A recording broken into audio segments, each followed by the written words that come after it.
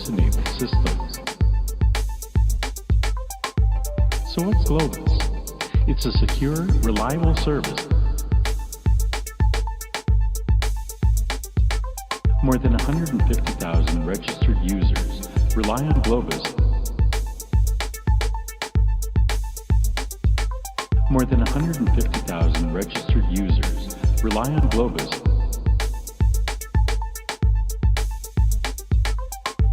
So what's Globus? It's a secure, reliable service. With the Globus platform, you can easily incorporate robust capabilities. And if the data is sensitive, no problem. Globus can be used to manage protected data.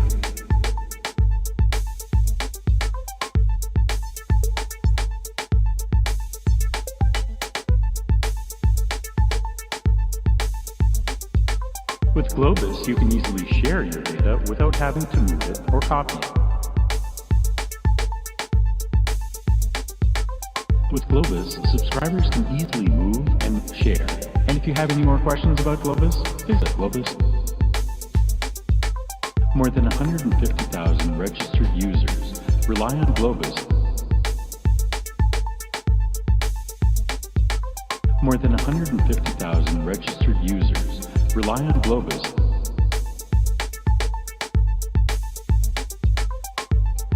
If this sounds familiar, you're not alone. Many thousands face the same challenges every day and solve them with Globus. So what's Globus?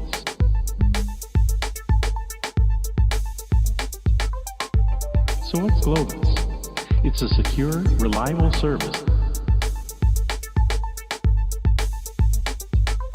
With the Globus platform, you can easily incorporate robust capabilities. More than 150,000 registered users rely on Globus. More than 150,000 registered users rely on Globus. And if the data is sensitive, no problem. Globus can be used to manage protected data.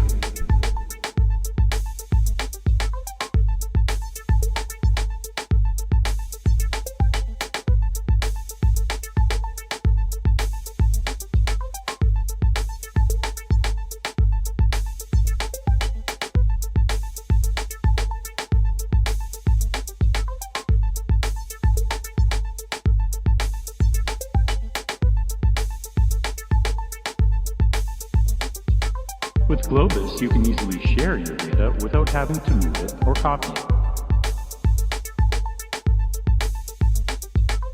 With Globus, subscribers can easily move and share. And if you have any more questions about Globus, visit Globus.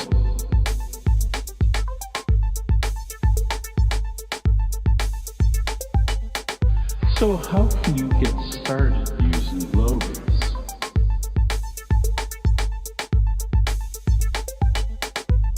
Anyone can use Globus right now for free to transfer files between Globus-enabled systems. So what's Globus? It's a secure, reliable service. More than 150,000 registered users rely on Globus.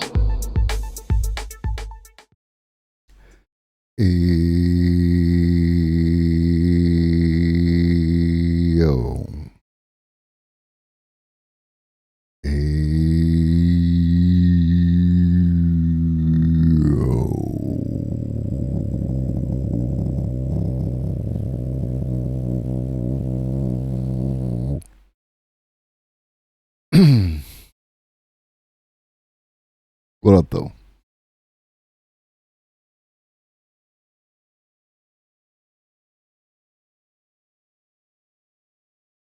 How are we doing?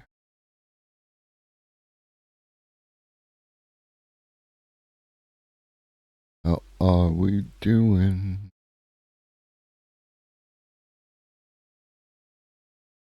Real quick,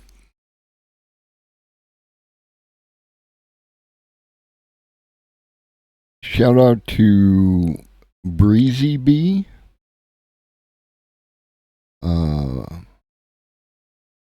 For being my 400 follower. I appreciate you.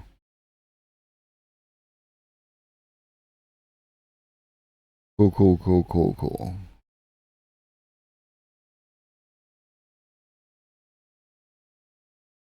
Today we're going to be talking with Arun a little bit later and catching up. They've been having an impressive couple of weeks. I look forward to getting their perspective.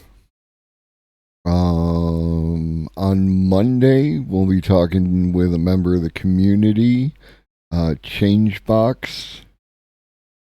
We're going to be talking about AI and our perspectives on the future involving AI. So that'll be pretty cool. And then we're also going to do a follow-up conversation either right now it's looking like Wednesday or Thursday with Corey Campbell regarding AI in biotech. Corey works in biotech. And we talked with them about 5.5 months ago, so we're going to look forward to talking with them again.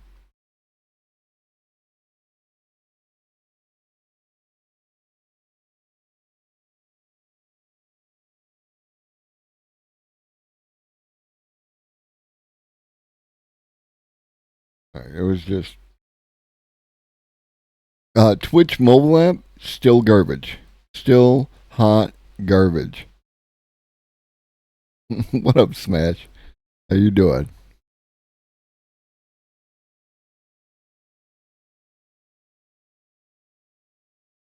Yeah, so I don't want to get into anything. We're going to talk with Arun whenever they become available. So I'm just gonna kind of riff. For whatever it's worth, old man yells at clouds time. Nobody's gonna listen to a fucking thing I say. I'm alright. I'm good. I did a bunch of yard work today and trimmed a bunch of plants and like that. I go for a natural kind of thing. Like I don't go for these highly sculpted, manicured lawns and shit like that. My camera makes me look fat. I am not. Look at.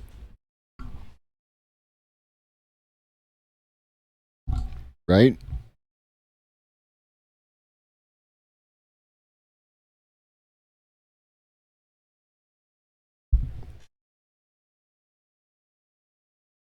I got a dad bod going on, but like makes me look subjective opinion. Anyways, I go for like a natural like plants in competition with each other kind of thing in order to keep it whatever Arun to keep everything in check so that way I'm not like I don't have to do all that maintenance, laying down the mulch and all that crap that like it's such a waste and everything else. And plus, I like plants that survive on their own within the space. If you look at my lawn, it's the same kind of thing. It's biodiversity. There's plantains. There's clover. Yeah, well, like, I'm kind of like eating healthier, so that is the case. But yeah, like I go for that kind of self maintenance and everything. So, whenever you're ready, Arun, you let me know. Like if you need a minute, You take as long as you need. And in the meantime, I'm just talking shit. Doom, doom, doom, doom, doom.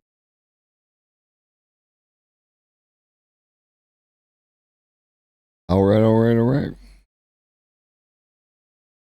Doom, doom, doom, doom, doom, doom, doom, doom, doom, doom, doom.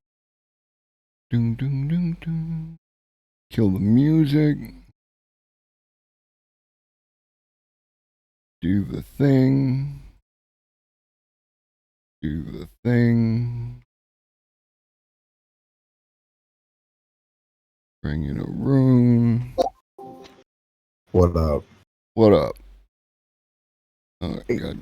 It's been a while since we did this. It has, and that's entirely on me, and I apologize. To be fair, given sort of the past few weeks, I'm not sure I would have been able to keep up with the commitments either. So it's not. I probably would have had to cancel Friday, and Friday of last week especially, and probably the week before. Or actually, probably just Friday of last week. I probably would have had to do that. Because that would have been like 4 streams that week, and I'm like, I'm normally not opposed to streaming every single day, but given my current like work schedule right now, and given sort of the how do I say it? Given the sort of the hectic schedule that I had these past 2 weeks, it would have been super hard, like just both personal and stream wise. Like, I don't think I would have been like, I don't think I would have been able to keep up with the commitments anyway. So you're good. Don't worry about it. I mean, I appreciate that, but at the same time, I'm a do what you say kind of guy. So like when things don't go other than the way that I originally said and agreed to and everything else, then I get like upset with myself and all that shit. So, but you have been having like a hell of a week. Are you turning on your camera today or no? Probably not. I just got off work. Probably not. I just got off work, and I am not in the mood to like, because I'm not at my desktop right now. I'm on my bed, so just relaxing a little bit. Yeah, letting my back relax a little bit. Yeah, I have had a pretty hectic week. Actually, hectic couple of weeks actually. Mm-hmm. Actually, you can kind of extend it to like the past several months, where like it was kind of like a slow pressure cooker of like hecticness. Like the schedule, just as it got towards May 18th, like as the days like turned towards May 18th, it was just like it got more hectic, and it was just me basically trying to reach out to people as much as possible. Like, hey, can you do this? Hey, can you do that? Hey, can you do this? Hey, can you do that? Hey, can you do this? Right? It was just me trying to reach out to people, trying to coordinate with people, and it was literally just like it got super hectic, and then D-Day came, and it was pretty crazy because I streamed for 7 hours that day. Mm-hmm. 7.5 hours that day, and then immediately took a break.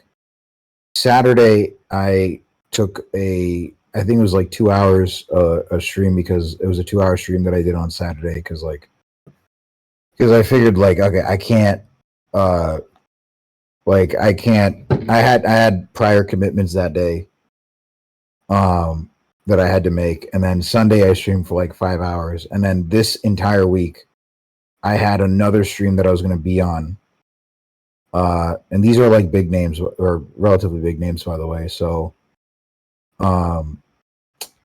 but on top of that, like we had all day meetings at work this week, that sort of thing. And then we also had like, one of my relatives was going to India, so I had to help them pack as well. So it was kind of like both personal and like it was both personal and like stream wise, it was pretty hectic. Right. I guess I'm burying the lead on what I did. I guess I'm burying the lead. So May 18th, the May 18th stream happened. It is now up on YouTube. It is available for everyone to watch. So on that stream, we had Mike from PA, Gremlo, Jay Marianne, who else? Love Slug, and Vio. Those are the 5 people that made it to the stream on that day, right? Mm-hmm. FD was supposed to make it, but he couldn't at the last minute. Something came up. Right. And so it was us 5, and then Ambika Sadgunanathan that was there. And obviously, I'm not telling you this. I'm telling the audience. I'm telling Right. I'm telling chat this because you were there. So that was it wasn't a crazy stream, I would say. It was more like those 3-4 hours that we were doing that panel, it was very kind of like controlled. Mm-hmm. Right? It was very controlled. We tried to keep everything in order as much as possible. And that was basically the way it worked. We basically tried to keep it as informative as possible. We tried to keep it, straight on the narrow, so on and so forth, right? And to my knowledge, we did. That's exactly what we delivered on. And we're going to do not a follow-up panel. We're going to do another panel for Black July in July, and we're going to try and get other people involved in that stream as well. Mm-hmm. We're just reaching out to whoever we can to do that as well. But it was that stream was like months in the making. Right. Like it's like you mentioned the other day, organizing that stream was not at all easy. It was not remotely easy. Right? I had to email a bunch of people, had to pester a lot of people. I had to be like, hey, please respond. Hey, I just need a response from this. I had to do that so much. So it was a very interesting time for me, where I literally had to bother people, which is something that I'm not very used to. Yeah, and for chat, like, I haven't organized something quite on that level, but like, even if you were here back when I did like my birthday stream or other streams where I've organized a bunch of people to get together over the course of a day, it is surprisingly taxing and surprisingly difficult, because you end up just like doing a lot of work to get these people, and it's like, it's hurting cats. It really is, because everyone's busy, especially like streamers and everything else. But like, even I assume Ambika must have been very busy, like, in general. Ambika, ironically enough, was the most available out of everyone. That's the crazy part. Ambika, out of everyone, was the most available. That's the crazy part. She's actually very good at responding to messages. She's amazing. Like, I will send a message at like 3 here. Mm-hmm. Or what is it? I'll send a message at like 5 in the morning. Or 5 in the evening here, which is like what, 2:30 in the morning, and she's asleep at that time. And in like 2 hours, the moment she wakes up at like 4 a.m. in Sri Lanka, she'll be sending me a message back. Like, she's very good at responding. Like, she's amazing at responding. So, no, the irony is that the one person who you would think would be the hardest to actually like get involved in this was the easiest. Yeah, she's a pro. Like, she was absolutely great on that. Like, especially like, I would expect a person who like, is like a pro. It's like a real person doing real work. She's doing TV interviews. Like, she's not joking. And then you bring her onto a Twitch stream and like, all the potential weirdness that can happen in that, and she was great. Even like, fielding questions from other people and everything. She's amazing. Yeah, no, I mean like the thing that I was a bit afraid of was the sort of questions that the others would ask. Sure. That was the one thing, because like we're bringing on someone that is done real TV. She was on like state television. She was on like she has been brought on to like national television in Sri Lanka. Mm-hmm. Like she's been brought on to TRT, like to Turkey's national broadcasting network and stuff. She's used to work for the UN, Right. or like she used to work for the Human Rights Commission in Sri Lanka. Like she's not joking around. She means business, right?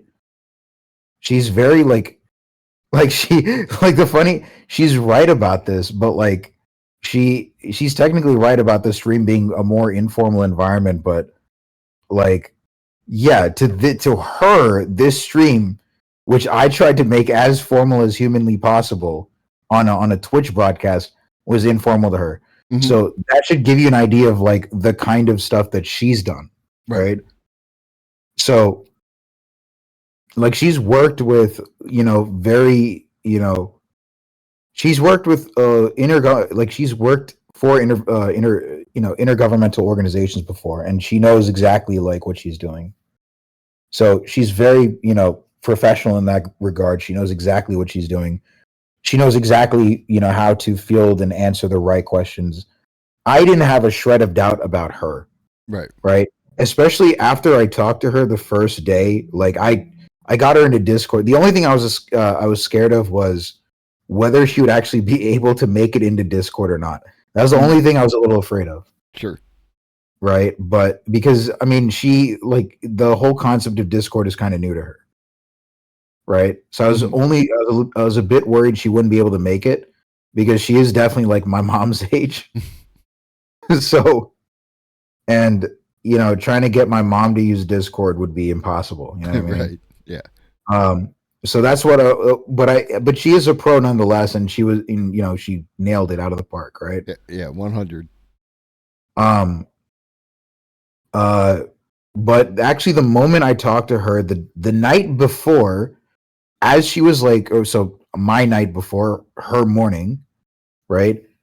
When I was talking to her, she was on the way to Mulivaikal, the town, right? Mm-hmm. She was on her way there, right? And Chad, if you don't know, that's the town where the war ended in Sri Lanka. That's the town war where the war crimes were committed. That was the final set of war crimes that were committed in Sri Lanka, right? So she was driving there to commemorate Mulivaikal Day, excuse me. Mm-hmm. And we were just chatting it up. We were just talking about like, oh, what do you think? Like this or this or this and this. And her answers were very succinct, straight to the point, but brutally honest. And I was like, oh, this is going to be awesome. Mm-hmm. This is going to be very good. She is going to basically, she's going to knock it out of the park. Which, like, it is like, I mean, she's trained in like this. If anyone is a fountain of knowledge in Sri Lankan politics, it's her. Like, it's people like her. It's people like her colleagues. Like, they know exactly what the hell's going on in Sri Lanka, right? Mm-hmm. So once I talked to her, I was like, oh, we are going to knock this out of the park. Like, she is going to do a lot of the heavy lifting, and she did do a lot of the heavy lifting and knocked it out of the park. So it's not even like we knocked it out of the park. It was mostly she knocked it out of the park. But that stream was very good. I think it was very important that people watched it. I think there was certainly people in like, I'm not going to name any names, but some people's chat that were very stir crazy. Mm-hmm. I noticed that we're calling it an info dump, and it's like, move on from this. It's an info dump, right? I think all the streamers handled it the way they needed to handle it. I think, Mike handled it professionally. I mean, I wasn't in any doubt that Mike would handle it professionally, because He literally is a professional. Mm-hmm. Gremlo handled it very professionally. Those were the two guys that asked the main questions. It was just Gremlo and Gremlo maybe asked a couple questions. Mike asked a lot more. There was one thing that Mike did that I wasn't too much of a fan of. There was a question that he asked that I'm, candidly not the biggest fan of, which I think he misunderstood what Gremlo was trying to say at the time, which was, hey, not everything is like not everything that happens in a foreign country is as simple as US just does coup and then US gets whatever it wants. Right. It's not that simple. That's what Gremlo was trying to get at. I don't think he phrased it all that well, which led Mike to basically say like, oh, well, didn't the US designate the LTTE as a terrorist organization? And I was like, God damn it. Like, come on. We know that, but that's not the point that he's trying to make here, please. Right. And some people in his chat were like, some people in his chat were like, get him, Mike. And I'm like, what is there to get? Right. What? We're not getting anyone. This is not a debate. Like, what?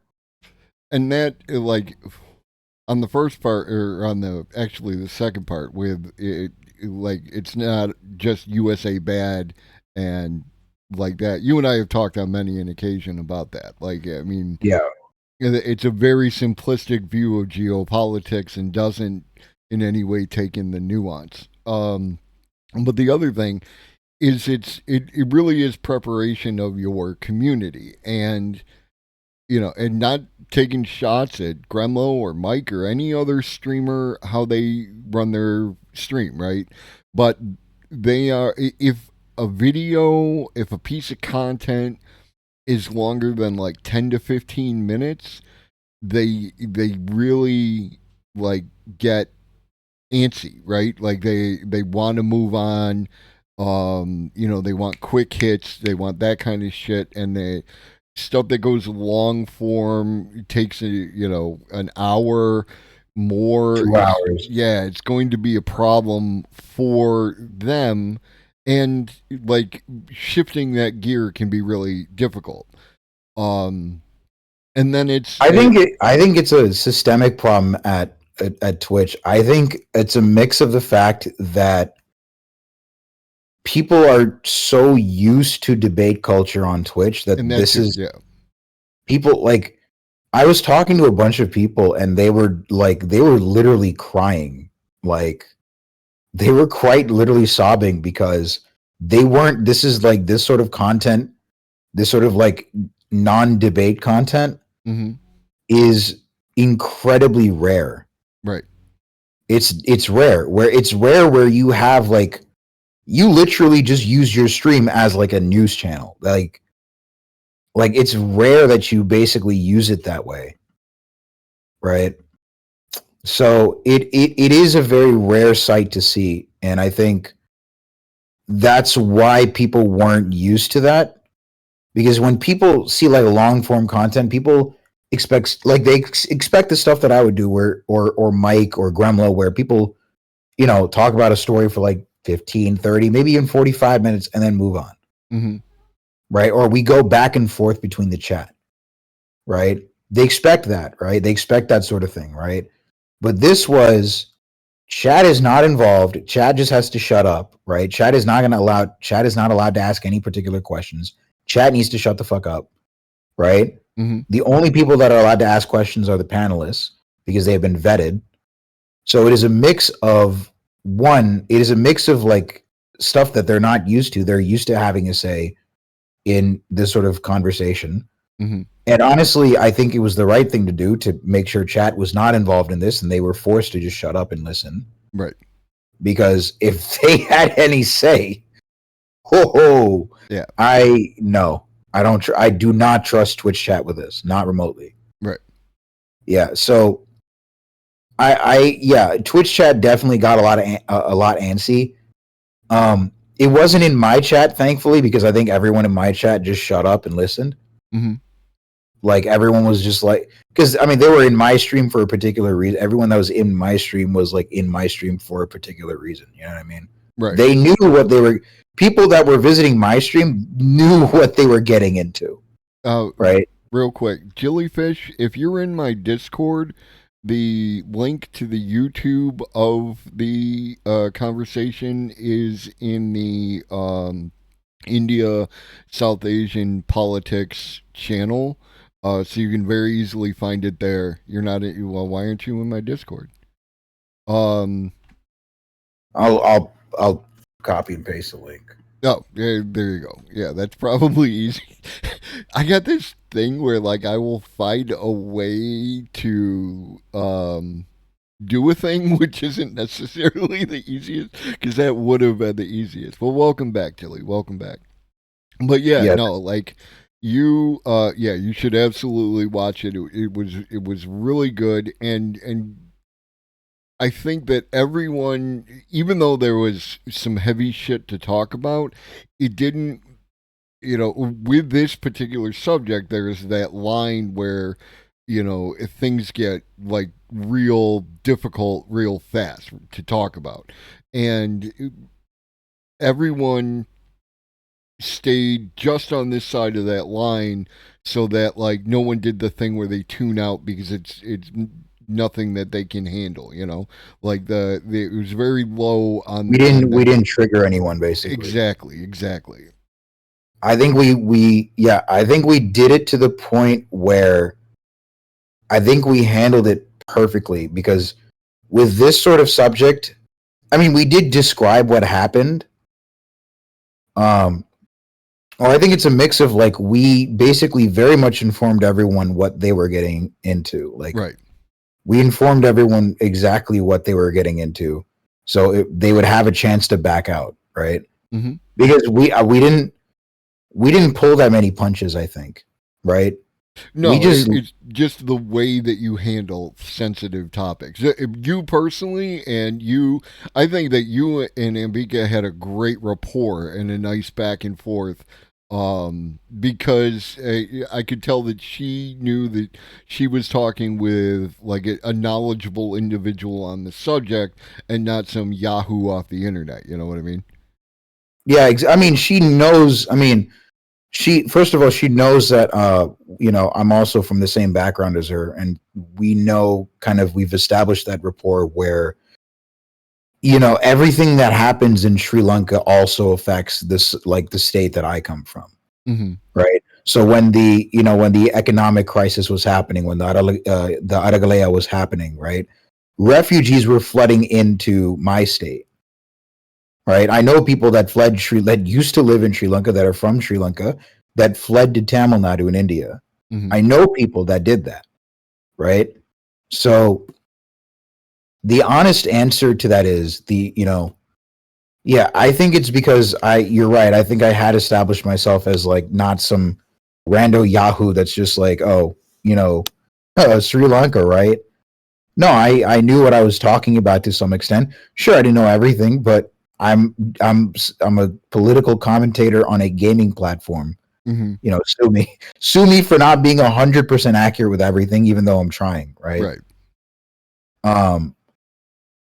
I actually don't do that, please. Actually,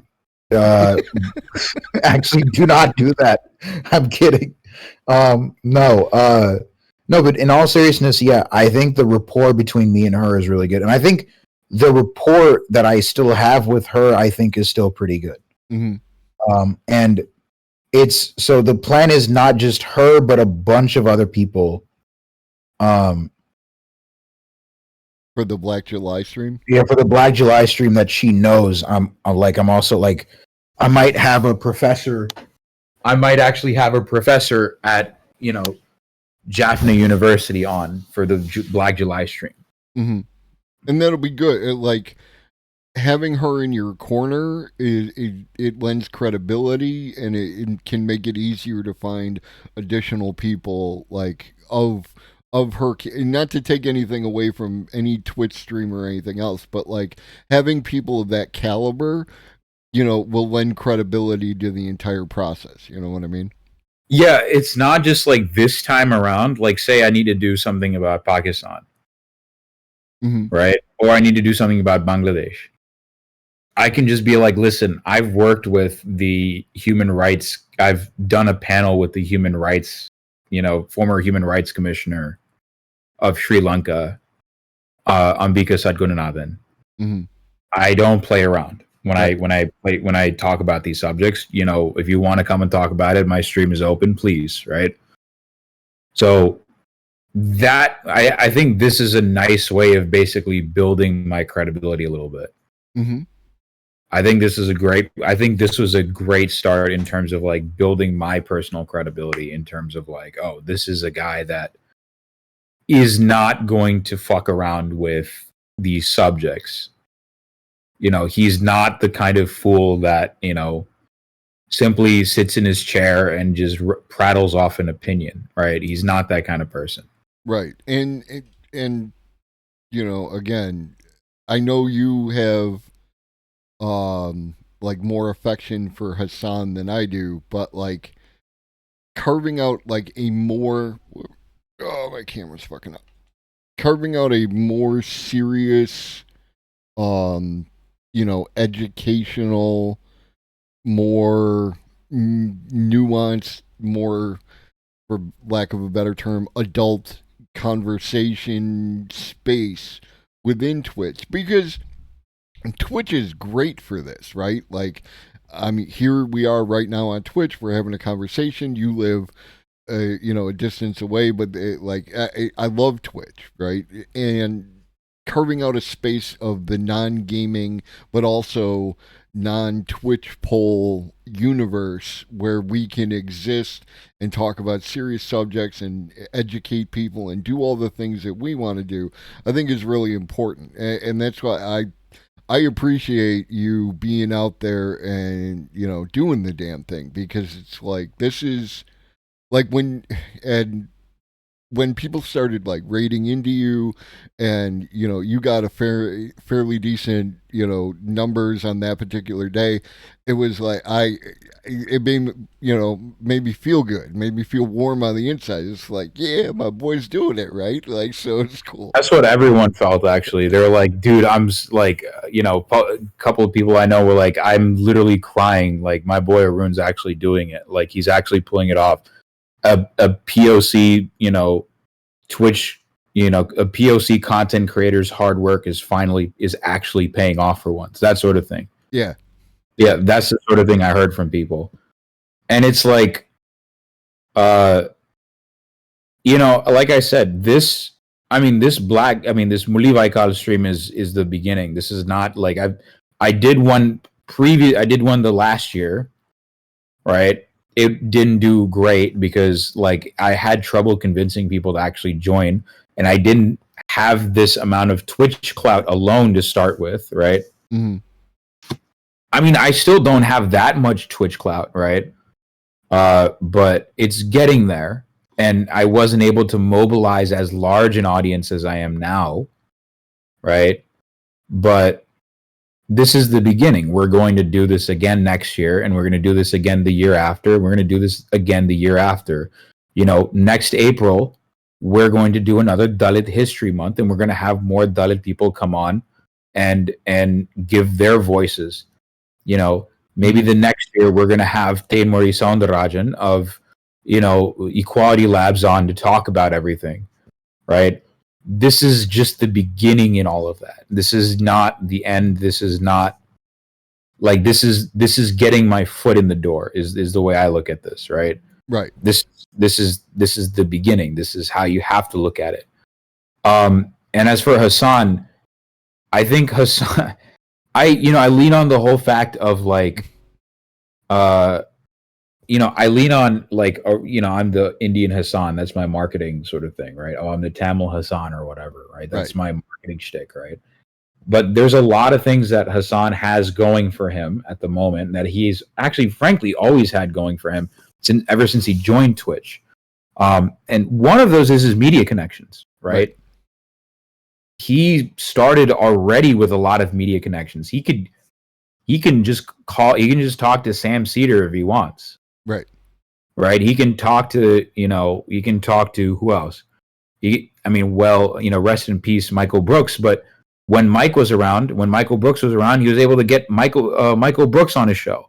Right. I mean, at this point, Hassan could talk to you fairly anybody who does like content. You know what I mean? Like Anyone who does content, he has access to him, right? Right. But that's an advantage I don't have at the moment. So basically, it's all about you got to grind at the moment. Like Right. that's all I got. Right. So that's the. And again, not to take anything away from him, he's using the advantages that he has. He's 100%. using whatever advantages that he has. No, don't hate the player, hate the game, yeah, like, I mean, again, I still have I have immense respect for the guy because he's, with the money that he has, he is helping a lot of people. So, but yeah. Like, I mean, I'll take shots at Hassan because I absolutely, I think he could do better, and I think he could do more. Right now, we're dunking on Hassan, Devil. A little bit. No, he is. No. I am. No. I am. Make that I clear. am. Globus is, I'm not dunking on Hassan. No. Make that very clear. Globus is dunking on Hassan. I am not dunking on Hassan. I like it. But I think he could be better, right? Like, I think that and I'm not one of those socialism is when no house kind of guys, but I am definitely like, do what you can with what you have, and I think that he could do a little bit more, but I am not going to that's it. Like, I'm just an old guy telling young guys that they could do better. That's about all that comes down to. I still consider Hassan an asset, and I like the fact that he is out here putting in work and spreading a fair amount of leftist vibes within the space, and he's publicly recognizable as like someone worth listening to, and he legitimizes the Twitch space as a place where serious people can have serious conversations. So again, like, any dunks that I make on Hassan are minimal and on the edges, that kind of thing. So speaking of internet personalities, you had mentioned FD, who was supposed to be on the Mully Vical stream, but you actually went on his stream and talked to him. Oh yeah. And now I missed all of that, like, because he streams on like YouTube, and I don't do that since my Vosh days. But like, how did that go? What was that about? Shit. How do I? I think it went well. No, I think it went really well.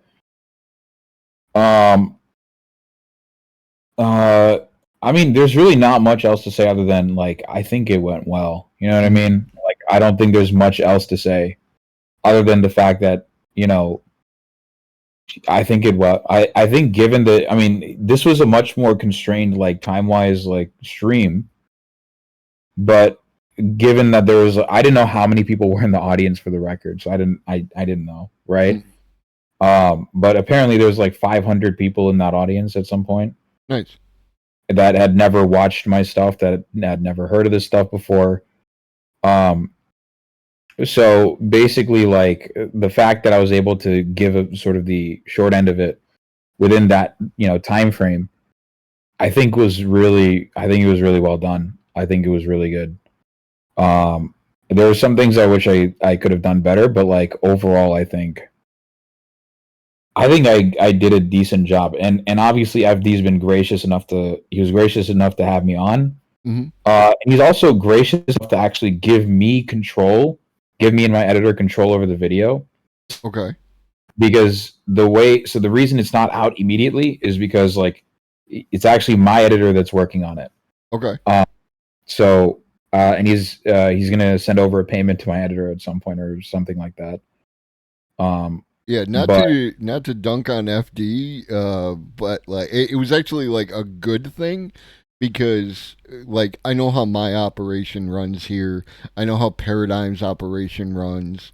Um and like I Paradigm got on a FD stream with a bunch of other black creators, and I was watching how that went down from like Paradigm's point of view, and like it made me feel good. It's like, no, I got my shit down, right? Like I just need an opportunity that I can operate at that level. Just because these people are like more famous does not mean that they're like that they got their shit like wire tight and everything. It's like the shit is complex. Nothing ever goes the way that you want it to, and it's how you adapt to that. And I think that a lot of us here within, the people that I have contact with, I think we do a really, really good job. And it was nice to have that comparison.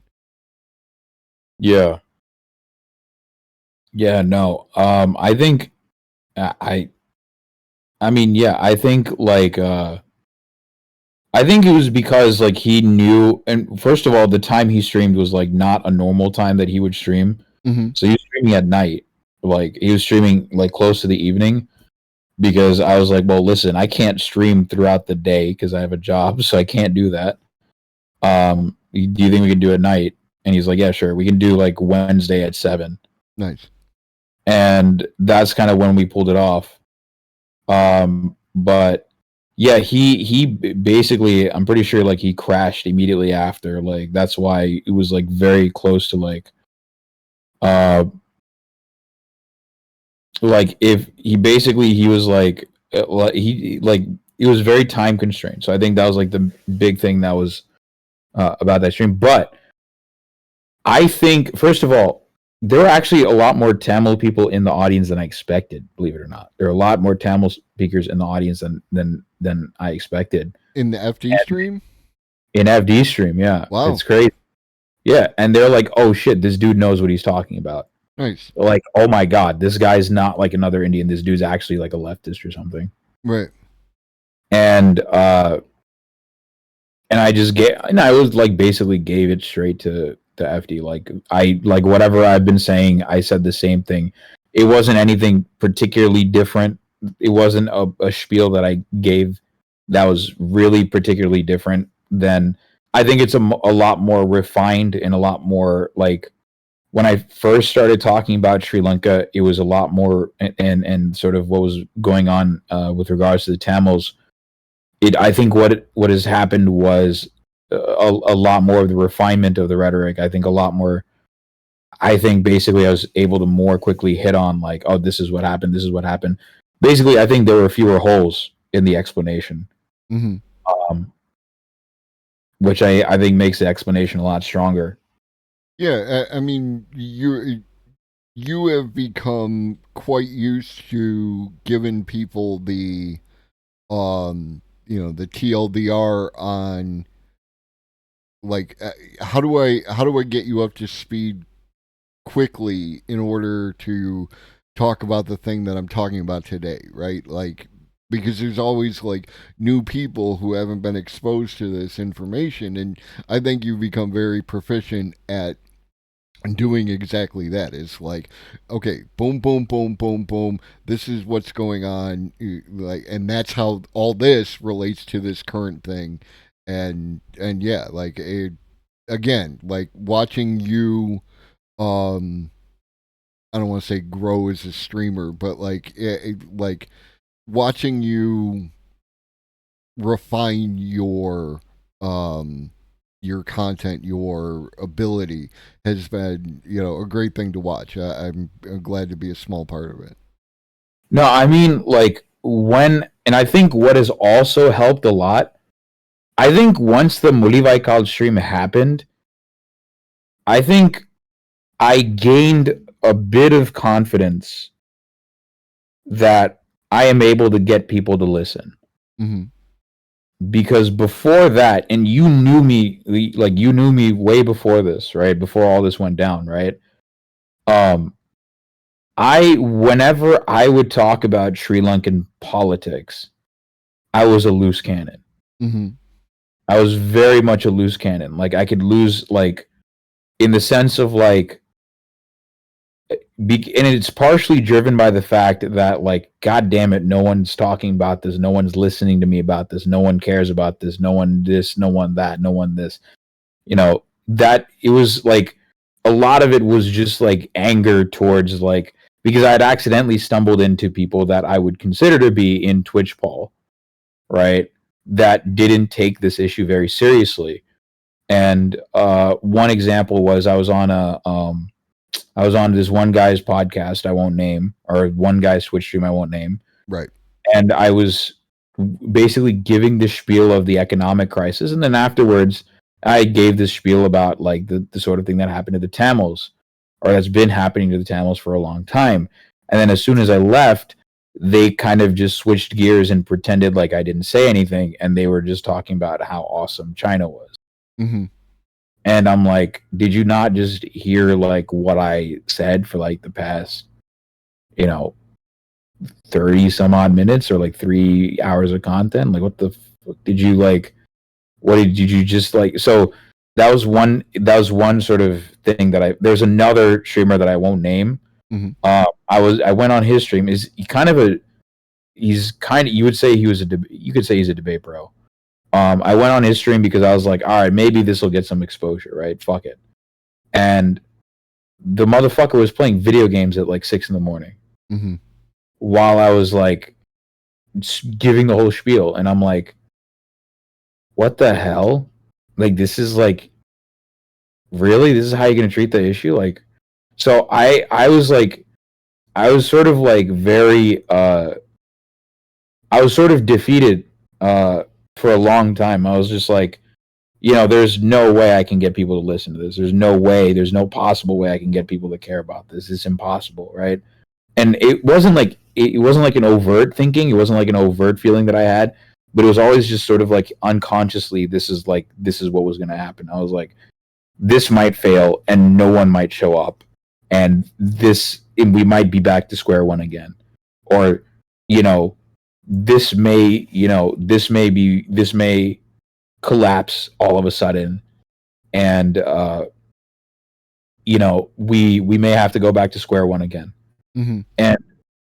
But I think, especially as things were coming together, right? I think I learned to sort of take a chill pill when it came, or not. I didn't take a chill pill. I think it's not that. I think confidence was instilled within me. Mm-hmm. I think as I went through that process of, trying to get people to listen, as trying to gather people for the stream, trying to get everyone huddled, trying to get people in one place, if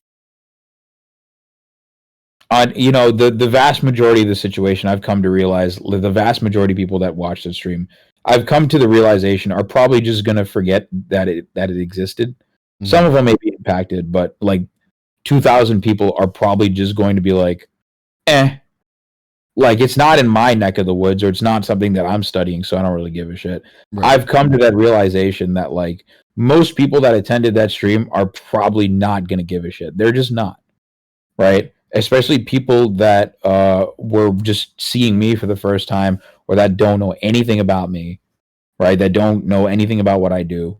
I've kind of not settled, but I've come to realize that like this is a process, and you are not going to keep everyone's attention, the first go around. It's just not going to happen. Like, yeah, 2,000 people listened. How many people kept that information? And I think that, plus the fact that I was able to get 2,000 people there in the first place, right? I think that sort of tempered my internal anger, toward, or my disappointment towards like people not listening. I think it's allowed me to temper my expectations a lot more, so that whenever I talk about Sri Lanka, like, at least let me to sum it up. Basically, having the Mullivai stream under my belt, and having gone on FD's stream, I think, under my belt, is now allowing me to basically be more relaxed when talking about Sri Lankan politics, because I don't feel this need to immediately gear everything towards the Sinhalization, the genocide of the Tamils, so on and so forth. Like, I don't feel the need to gear every discussion towards that because no one's paying attention to that. I know I was on a rant. Does that make any sense? Like, No, it totally does. And the way I look at it is like for those people who like kind of heard it and then moved on, but like, you know, not like the streamer who, you know, moved on, that kind of stuff, but like the I don't viewers. think any of the streamers moved on. I think No, I meant the one that you referenced earlier who like talked about China. But like it's kind of like planting the seeds, right? Because the next time that individual runs into someone talking about Sri Lanka, or they see it on the news, you know, with the IMF or any of that kind of crap, they are going to it's going to trigger that memory, and then a percentage of some amount is going to like, oh yeah, I saw that thing, and then like a percentage of those people are going to have a person with them who is like, I know nothing about this. And it's like, oh, well, let me hit you off with this YouTube video of the dude because I think that they did a really good job and like that. And like, you know, there's a sort of self-aggrandizement that happens with that. And also, like that people like to know stuff and like to share stuff. So even the people who might not retain that information like readily and react and do anything with it, they're going to spread a certain amount of awareness. And I think that that's, you know, just kind of what happens. Yeah, I think you're right. I think it's more or less like, hey, I planted seeds in like 2,000 people, and I think that's an accomplishment. Yeah, 100%. Like, you know, there are no negatives to take away from that. Everything, you know, was absolutely a positive, and you should be proud of what you did. And Ferris, God damn it, that's why I didn't bring you up here. And I think you did a hell of a job, and I look forward to where you go from here, because like you said, like this is more confidence. You accomplished something challenging. You said, I'm gonna go big, you know, and you went big and you were successful, and that's what you should take away from it. And I look forward to, you know, the next one and the next one and the next one. Yeah. That's basically what I'm aiming for. Like the next time we do this, I'm looking for more people. I'm looking for even bigger people. I'm looking for other, whether it be, you know, video essayists or other streamers or whatever it may be. That's what the hell I'm looking for. Mm-hmm. Right. This is the beginning of what I want to do with this channel. Right. Yeah. Obviously, like obviously not everything is going to be panel discussions like this where I bring in people to talk about this stuff. Obviously that's too much. That's too taxing. You know what I mean? That's too much to talk about, or that's too much to try and pull off every single time. Right. But I think, you know, having like 1 or 2 or 3 special days or 3 special events that we talk about, you know, where we have, you know, experts come in and give us the rundown or give us some sort of explanation as to what's going on. I think that would be, I think that would be very helpful. I think that's crucial. And I think, yeah. I think that was absolutely necessary. I think what I did on Thursday of May 18th, I think that was absolutely necessary. I don't think I have a shred of doubt, right? I don't think I have a shred of doubt that was necessary in the slightest. Like, we needed to do that. We needed to pull that off. I don't think I could have gone another Murli Vaikal day, May 18th, without, like, properly giving it the without, properly giving it the sort of credence that it deserved, or Right. giving it the proper respect that it deserved. Yeah. Right. I don't think I could have gone, at least doing the best I could to give it the proper respect that it deserved. I don't think I could have. I don't think I could have gone another year without that. Yeah, no, and it was exactly that. I like what like because I remember back in the long ago, right? Like you would have goofies show up in your stream just to cause trouble because of the subject matter that you were talking about. And this time there was like two people got banned. One for doing a copy pasta and then one for being sussy for some other reason. But that was early and that was it, and like everyone else, like it just flowed so smooth, and it was great. And like the number of mods that you had that showed out for you, the number of regular viewers names I recognize that showed out for you, it was beautiful. Like everyone was there to support you, and like it was a nice community thing. I really liked it. I mean, I'm glad everyone showed up, because that stream would have been nothing without the people. That would have been nothing without my community. That would have been nothing without all of our communities. Yeah. That would have, like, we would have just let it go by the wayside if it was, it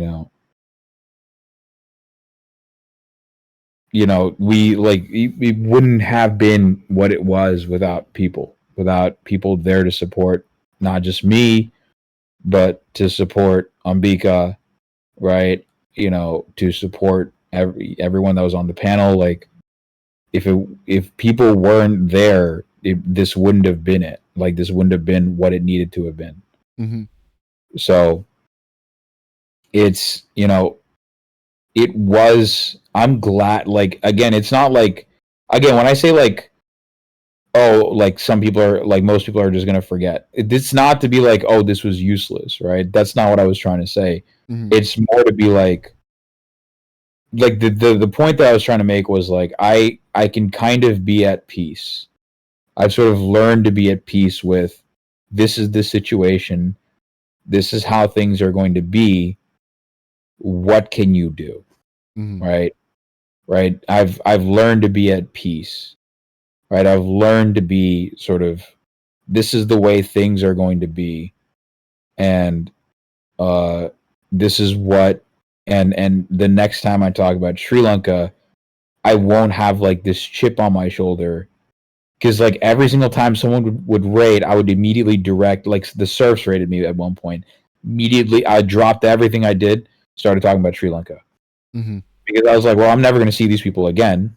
So, I got to convince these 100 people that just joined my stream to care about Sri Lanka. Mm-hmm. Right? That was the sort of like attitude that I had at the time. 100 people just raided me. Fuck it. I got to talk about Sri Lanka. Right. Let me get the chart from Wikipedia real quick. Let me grab the belligerence table right quick. Just so this is what everyone's talking about. And like I was like, and I was like, but you understand how much of a fire I had under my ass to talk about it. Right. But I think now that I was able to pull this off, I think I can approach this in a much more calm manner than, and just be like, hey, this is what's going to happen. We need more people to have eyes on this. It's not like the fire is ever going to go away, but there's a confidence that I can pull it off. Right? I can do what needs to be done, and this is proof that I'm able to pull it off. 2,000 people came to watch this on May 18th, and when I was on FD's, 500 people came to watch. That was a side stream. Mm-hmm. 500 people came to watch. So that instilled a lot of confidence in me. That I'm able to do this and pull it off as needed. So that's sort of like that's sort of my takeaway from this. And yeah, it's been a crazy 2 weeks. But it's been an awesome 2 weeks. And I think I can't wait to, I obviously, like, we're gonna, bust ass to get people for we're gonna bust a lot of ass to get people for the Black July stream, right? I think getting people from Sri Lanka is actually not gonna be as much of a problem. Just considering how easy, like people from Sri Lanka are like desperate to talk about this because of how little coverage it gets, how little coverage these economic issues get. I think people are just like, all right, whatever. This, budget, this random like 26-year-old living in his apartment, living in his apartment in the middle of DC is trying to, is trying to do a panel. Screw it, I'll come on. So I think, I'm lucky enough to have people that want to come on board to actually talk about this. I think the larger issue has always been, and it's going to continue to be, getting bigger content creators that, that are busy, have their own schedules, to care about this. I think that's always been the issue. And I think that is going to continue to be the issue. But I think with this, I demonstrated that I'm able to, hold them. I'm able to be like, listen, this shit's important. Please drop everything for a minute and just listen. Yeah. I'm asking you for one day. Can you give me one day? And not even your full stream. Just give me part of your stream. And like, I think that people, because like you've been above board, like there's no, you're not using Sri Lanka for your self-aggrandizement. You're not using the suffering of others to make yourself look good or be a big streamer and make money off the backs. You genuinely care about this.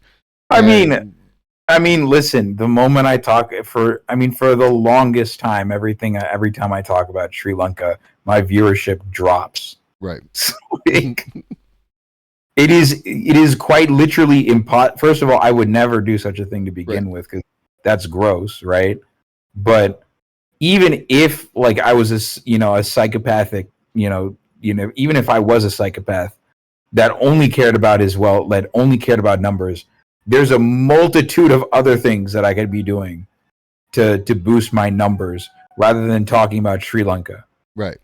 I could be very easily just trying to, I could very easily be doing a lot of other things. Right. I'm doing this because I care about it, because it hits home for me.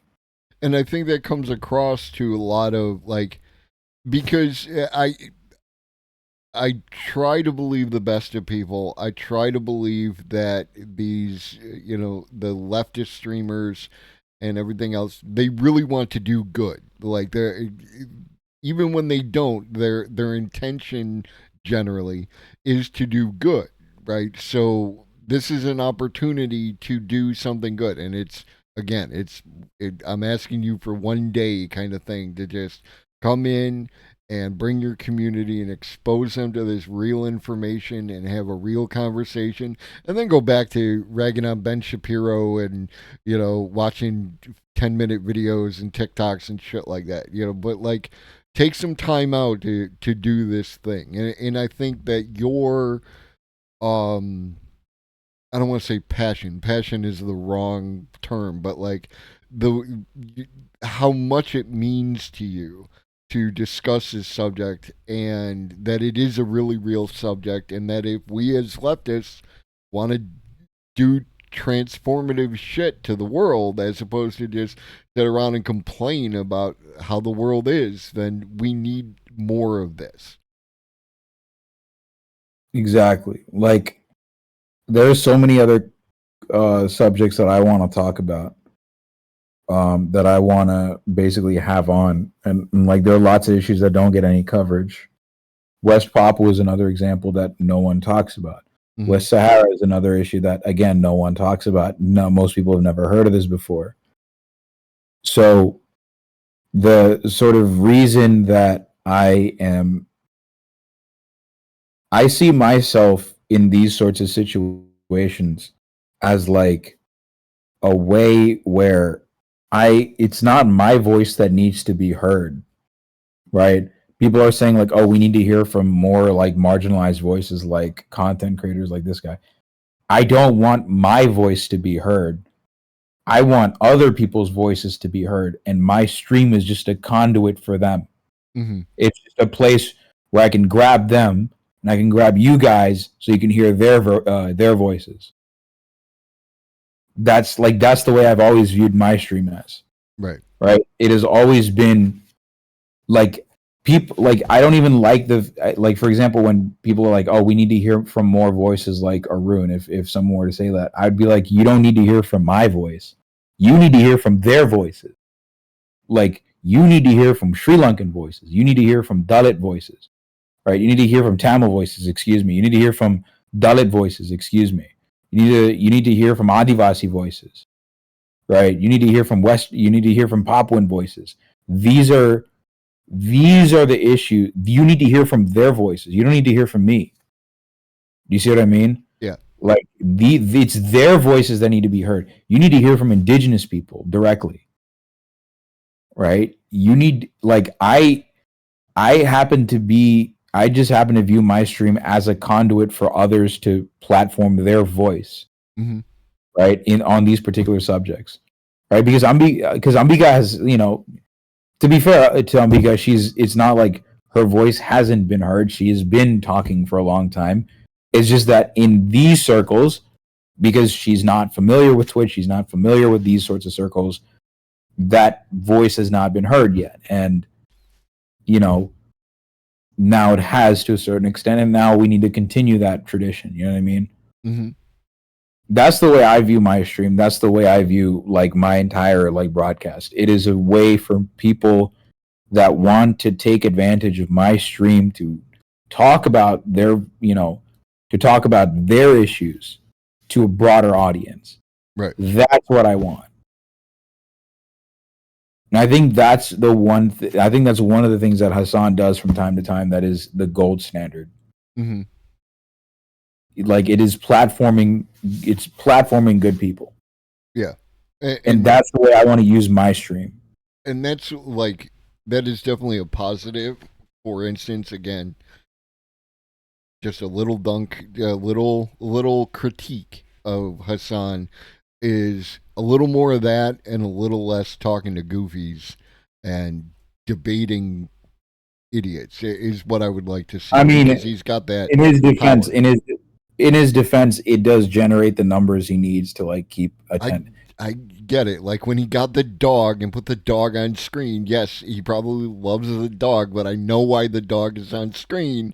I get it, but at the same time, it's like, you know what I mean?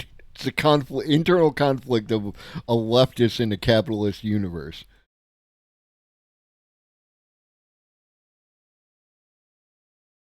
I mean, you work with the cards you're playing. Right. There's not much you're doing, but I don't know.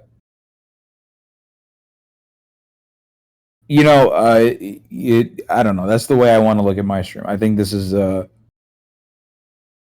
I think the way I want to look at my stream is like it's okay for people to provide their voices to people that need it. Yeah, that badly, right? And that's. Go ahead. Sorry. No, it's just that like if someone is like, we need to hear from more voices like Arun or like from this or from like we need to hear more voices from like Arun. Like, if they think of me as like the one guy that is like as the guy that is like the guy that is championing all these causes, I'm doing something wrong, I feel, or like I'm not doing a good enough job of like acting, stepping aside and like letting other people take the mantle. Mm-hmm. That's what I feel, right? Yeah, I mean, I completely get that. And I know to some extent. I know to some extent, like people are gonna view you that way as like the one guy that talks about this nonstop. It's just the nature of things. But like, if possible at all, right? If possible at all, I want to do everything I can to like platform people and platform people's voices and give them a give them a voice in whatever they want to do, that sort of thing. You know what I mean? yeah, like 100, and that's what I was about to say. Is that like the conversations that I like to have with people are in that vein, right? Like it's generally confined to the AI aspect or the conversation that I've had with people around streaming and Twitch and things like that. But it's like I'll I'll talk to anybody as long as you're not going to get on here and be weird. Then I want to give you the opportunity to have your say because there's a lot of people who have ideas and thoughts and want to share them, but they don't necessarily have that vehicle, and even more so you can act as a vehicle for like more people, like you say, like um if there was a person who was is it West Papua or East Papua? It's West Papua. West Papua. If there was a person of that descent who wanted to come on your stream and have a conversation and talk about this thing, you would provide them with that opportunity, and then that person might have a little more confidence and take up that as their thing to talk about on the platform, and I would love to see more of that. I think again, Twitch is as a vehicle for that type of content is very, the barrier for entry is super low. If you have a cell phone, you can get on and it costs nothing, and it's great. So I think that I hope that people find you. You know what I mean, and that's why I like to see you talking and going on or having on like people from Mike P from PA and Jay Marianne, other people who might not frequent your stream, but like could be a person of that kind of descent who is looking for an outlet and just people often need like permission in order to do something, and I think you can give them that, and that I think that's great.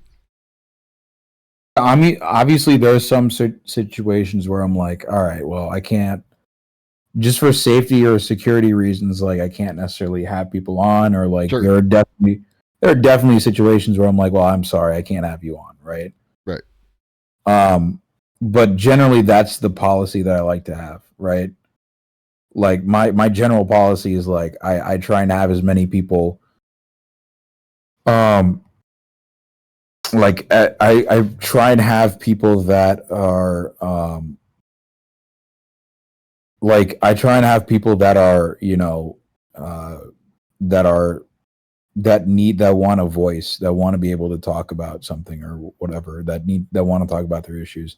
I usually try and do that. Right. And then you cultivate that in your community. Yeah, you said it yourself about how Abrams and I can't remember who else, the other names, but like people who are over in these places or near these places in India, and they are like your folks on the ground that keep you in check, correct anything if you make a mistake, and you don't react. No, I'm a big strong streamer and I know everything. You're like, oh, now I know the real thing, and let me change my shit so that it reflects that. And I think that that also is great. Like people who exist within your space who can talk about these things and not be like shouted down or ignored. Yeah. No, I agree. I mean, I think I try and keep myself in check as much as Speaking possible. of speaking of people, how's Sandy doing? I haven't seen her around much. Uh, that's a good question. Actually, I don't know either. I don't know. I don't know. The last time I heard, she wasn't able to actually attend the Molivai Cod stream because she was in the hospital Oh, because of a heat stroke. But we haven't really kept in touch all that much. She's been basically offline. yeah. So Like we haven't. every so often, I see something on Twitter, but like I miss her. Like she was great. She was, but I think we kind of. I mean, when she basically said goodbye, I'm not going to be able to like mod the stream anymore or anything. I think I kind of knew that like this is how it's going to be. Uh, this is like she helped build. Like she was there since day one. She helped build the stream, right? The Discord that you see today, that you're in my Discord, that's her. She Mhm. set that up, right? She set most of this stuff up. I mean, it's changed a lot since then, right? And a lot of the changes that I made, I made, right? Mhm. But yeah, no, she was the one that originally set this up. A lot of my mods I found because of her. A Mhm. lot of people I found originally were because of her, right? Um, so I think because of that, I think because of her, she was an integral part of the stream for a while now. Mhm. But I think we kind of just realized that like she's definitely not trying to be on the internet for that long. Mhm. She's definitely trying not to be on the internet for too long because it fucks up her mental health or whatever. Sure. So yeah, I kind of accepted that. Yeah. I kind of just accepted it, and that's just the way things are going to be, you know. Yeah. And There's an ebb more and power to flow. her, Yeah. you know. All best wishes to her. Yeah.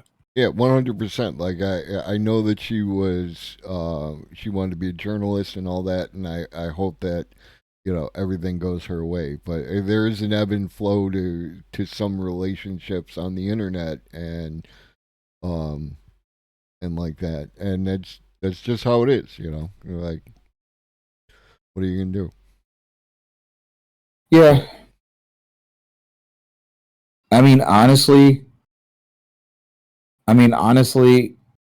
I, it is what it is, right? And I don't think it could have worked out any better than this, to be honest, right? So I'm glad that she was a part of the stream. I'm Mhm. glad she was there, but I think we've entered an age where, like, I think we've entered an age of for the Aruna No like enterprises Industrial complex. in the Aruna No industrial complex where we just we don't have that quote unquote head mod anymore. Like she was technically the head mod, or like she was the main mod for a while, like, but at I think we just entered an age where like this is how things are going to be, right? Right. I got to do a lot of the work myself. I got to do a lot of the modding work myself. You know what I mean? Yeah. At least for a little bit. Sometimes like you'll pop in every now and then, whenever you're available, or um, you know, sometimes who else is a mod in my chat? Alex Roivas might pop in my channel every now and then. Read and Rap might pop in my channel every now and then. Who knows? Hmm. Diva might pop in my channel. Like you'll have people every now and then like that will pop in my channel, that sort of thing. But I think that's just the way the channel is going to go for a while. It's just like I'm going to be the main guy that's moderating shit. Yeah, but like from what I've seen, like I am your current news schedule is more conducive to me being available to be in there, doing it during the day on the weekends. And from what I've seen, um, there's much less of a need for moderation at this point, which Yeah. I think curating your community well and not putting up with the bullshit and everything else, lends itself to that. And that's nice. Like I barely mod my stream at all. Like I just don't get goofies. I got Posada Bot. These two things, are conducive to just having a good general experience. No, but yeah, like, no, I mean, you're right. Like the need for moderation has gone down quite a bit. I think the hate raids knock on wood. Yeah. I think the hate raids and the hate follows have stopped for the most part. I haven't been getting as much these days, Mm-hmm. which I gotta ask Prodigy why, but no, I think it's been going down. I think. Just so you're aware, by the way, in Paradigms earlier, there were like 3 people with goofy ass names hitting the follow. So there might be a thing happening. So just be on your toes and like that. And I'll be there for you this weekend and, that. But just. Good to know. Okay. Well. Yeah. I mean, this is what we do. We got to tell each other and yeah. Yeah, I mean, there's not much I can do about it. Yep. People are going to... Yeah, I mean, it's just like, it is after some point, like, it is what it is. It is what it is. Also, completely unrelated, I did get to a stream accomplishment, like a stream milestone. Okay. It's just like it's like a silly metric, but like no, I got past 1K followers. Nice. Yeah, I just hit 400. What? Yeah. 400. No, 400's awesome. Yeah. But no, that's we're video game people. We appreciate like those little milestones, so. Yeah. Oh yeah, no. It's like because the way it works for me usually is I never get a steady income. I never get a steady stream of followers or anything like that. Mm-hmm. That never happens. So usually what ends up happening is I do these sorts of events, or I do this, or I do that, and I get followers, right? Mm-hmm. Or I do some collab with some other streamer and I get followers, that sort of thing. But that's usually like, but I was lucky enough to hit 1K. Like actually I'm at 1.2K at this point. Nice. But yeah, I was looking at everyone else. I was like, damn, how do these people have like 1.2K followers and shit? Like that seems like unachievable, or like that seems like crazy. Yeah. And like, look at where I am now. Like that's crazy. I never thought I'd make. Yeah, 1,000 sounds literally insane to me. It is insane. Yeah, it is literally insane. It is literally insane. Like you like when I first started out, I was like, I never thought I'd make it this far. That's crazy. Yeah, I never thought I'd make it to this point. That's crazy. No, it's wild to me still that like people will show up, like day after day, week after week to listen to me talk and do that. Even though like, I have a small community and stuff like that, but like I look to see who's lurking. I know my lurkers. And they come, and they're there on the regular because they wanna hear me, and it's like this is wild. Oh yeah. No, I'm always in shock that people are interested in me. You know what I mean? Yeah. And we chat, we appreciate you. Like, we appreciate we all of appreciate y'all. So, what do you got coming up? Are you streaming this weekend, or are you taking? I am streaming. I am streaming this weekend. It's probably gonna not be as.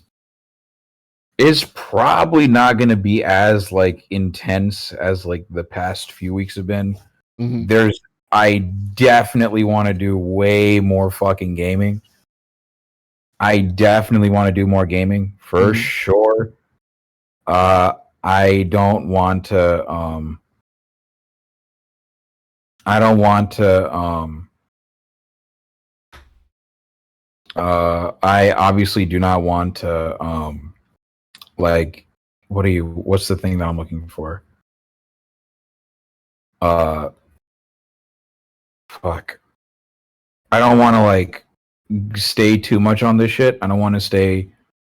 Like, I think I deserve. Let's put it this way. I think I deserve a break a little Right. bit. I think I deserve a little bit of a break. We'll see. If anything happens between now and then we know exactly what's going to happen. But yeah, I think I deserve a little bit of a break, and I'm gonna like get into gaming a little bit. Do a lot more gaming a little bit.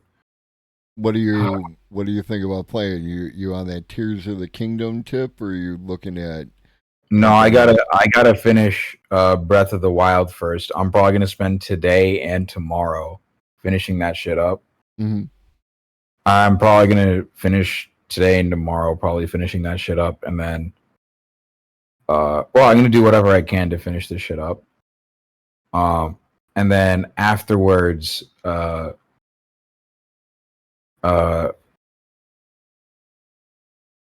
know, I'm probably gonna, and then once that's over, I'm probably like gonna start Tears of the Kingdom. There's like a lot of other games I want to start, but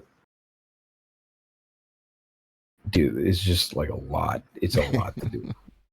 It's a lot, and I'm just like it only like like the fact that I accomplished all that shit Mm-hmm. only set in. It only set in like that stuff only set in like after the day after, or like a couple, like the day of, or like the day after that I did all of that. Like that only set in like, oh my god, I actually accomplished something. You know? Yeah. Only then did it actually set in, you know what I mean? But yeah, no, it was it's crazy. Yeah. No. Yeah. I mean, you deserve, to take a victory lap and, do something that you want to do, and I might go to the bars. We'll see. I might just, go to. I might go to the bars, have a couple drinks, a little bit. I'm Just so beyond my going to the bar stage. We'll see. We'll see. I might just enjoy myself a little bit, have a beer or two, have a, gin and tonic a little bit. Mm-hmm. Just like have some fun, relax, because holy fuck, this was a lot. Yeah. Holy fuck, this is a lot to do. And goddamn, I need to take a break. Yeah. And you got to gear up for the Black July stuff. So, Yeah, I need to take a break a little bit. Right. No, and the best part was like as this was happening, by the way, like right before Murli Vaikal, like that stream, Mm-hmm. Karnataka elections actually happened. We didn't talk about that either. Right.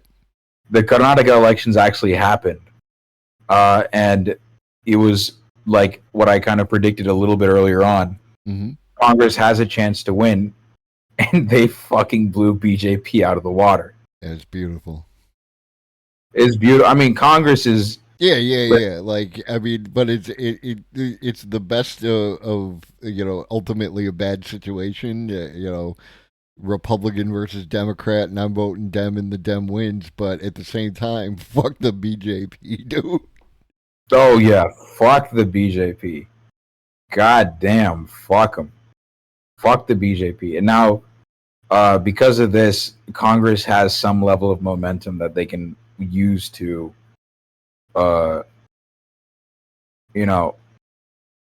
they can finally they finally got something that they used. They finally got some momentum that they can use to attack the BJP in 2024.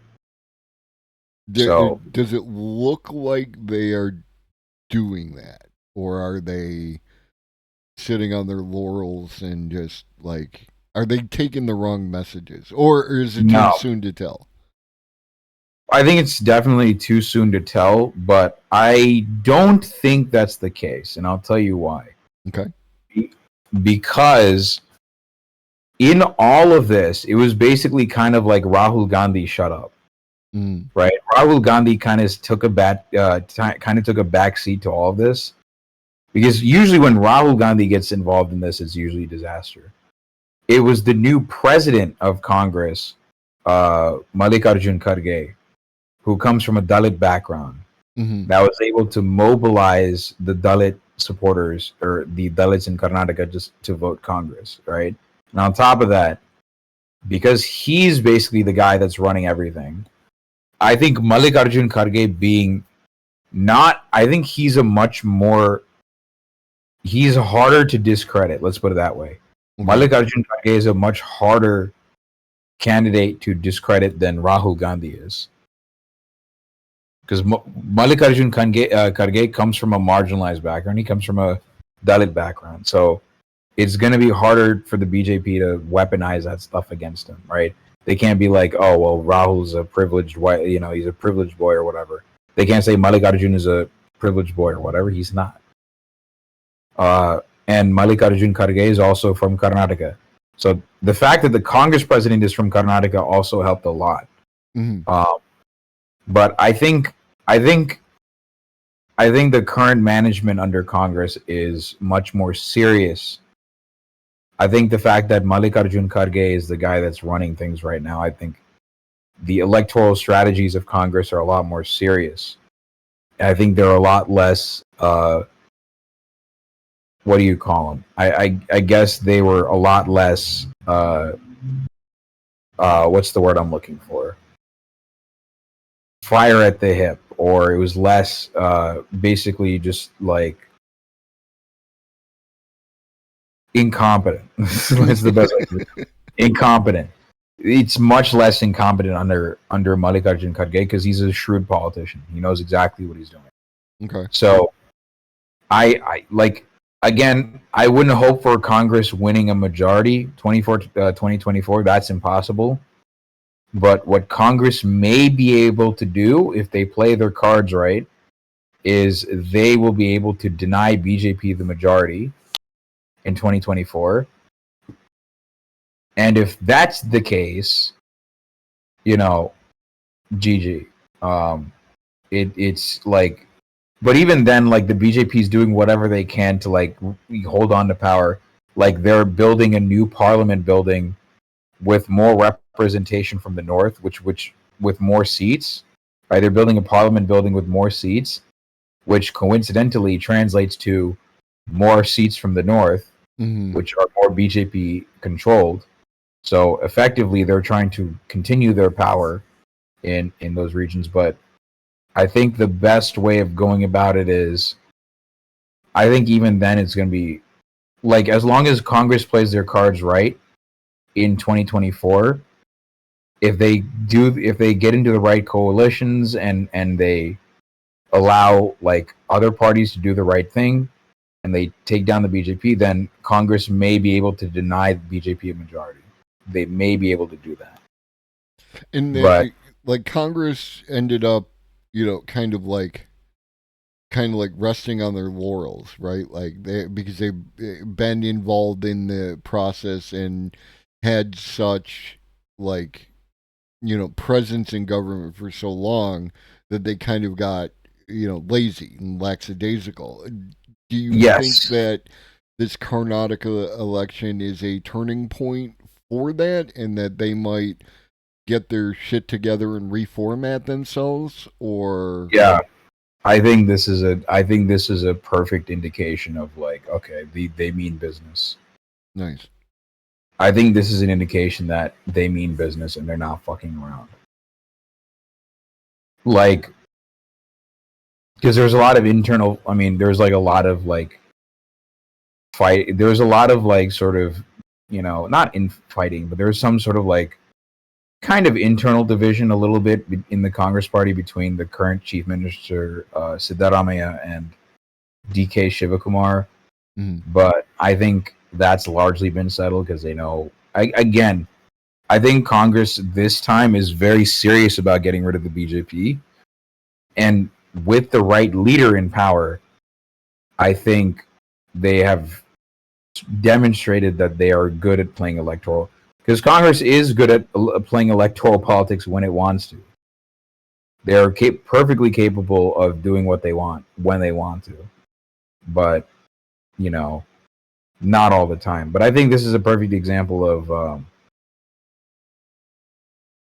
I think this is a perfect example of these guys know what to do. When they know what to do, they you know when they know what to do, they know what to do. And is the current president that leader who can make that happen, do you think? Yeah, I think the current president is someone that can make that happen. Nice. I think 2024 is going to be a lot. Like, had you asked me like 5 months ago, I would have said like, yeah, no, BJP is going to sweep it. Mm-hmm. I think with Karnataka, I think what 2024 is going to be is it's going to be a much more interesting election. I mean, interesting is a very, you know, blithe word to say, but I think it is going to be a much more. I think it's going to be much more of a contest than it would have been earlier. I don't think it would have been like. I think it is going to be much more competitive this time. Mm-hmm. And like, with having to build a coalition, when you don't have to build a coalition, or when you maybe only need like a bit of a coalition, it's much easier to force through your agenda. But when you have to build a larger coalition, which if the Congress can erode some of the BJP power, then that actually weakens the BJP having to build that coalition, because ultimately if they're not in your party, then they have a different agenda. Even if it's only slightly different, it's still different, which makes it more you have to negotiate, you have to compromise more than you would prefer to do so otherwise. So I think that's great, and I hope that's the direction that things continue to go. I think the other thing is that, like, because Congress is not going to get a majority, they can't rest on their laurels either. Mm-hmm. So it is going to be easier to hold Congress accountable, in my personal opinion, due to the fact that the coalition that they would be using to take down the BJP is going to be significantly more loose. It's going to be a much looser coalition. It's not going to be easy for them to just like sweep 2024. They can't sweep 2024. So I think what is going to be, I think the nice thing about that is they're not going to be able to rest on. I mean, again, ultimately, all the political parties in India are corrupt. Let's just keep it real. Right. So there's obviously, again, with whenever you have some sort of state apparatus that exists, there's always going to be an insulation between the sort of political in-group and the masses, right? Mm-hmm. But I think because, I mean, if we're just talking about like if we're just talking about electoral politics for just a second, right? Right. I think it is going to be. I think it'll likely be easier for. I think it'll likely be easier for Congress to be held accountable rather than, you know, the way, because like, again, Congress won't be able to rest on their laurels quite yet, right? Because they can't, because again, Congress is not going to be able to win UP. They can't do it. They'll have to form a coalition with one of the BJP's competitors, like more viable competitors there, right? So they're going to have to basically, you know, listen to the demands of that party. They're going to have to listen to the demands of the dominant party of Bihar. they're going to have to listen to the demands of the DMK, right? It's not going to be an easy thing to just be like, do I have faith that Congress is going to be this awesome party that's going to deliver on everything? No, of course not. I'm not foolish. They're liberals, right? They're going to bungle a lot of things. But do I have faith that they'll be better than the BJP? And do I have faith that on certain issues, do I have faith that do I have faith that they will be better than BJP on certain issues? Sure. Yeah, I do. Way more. And honestly, like I think the fact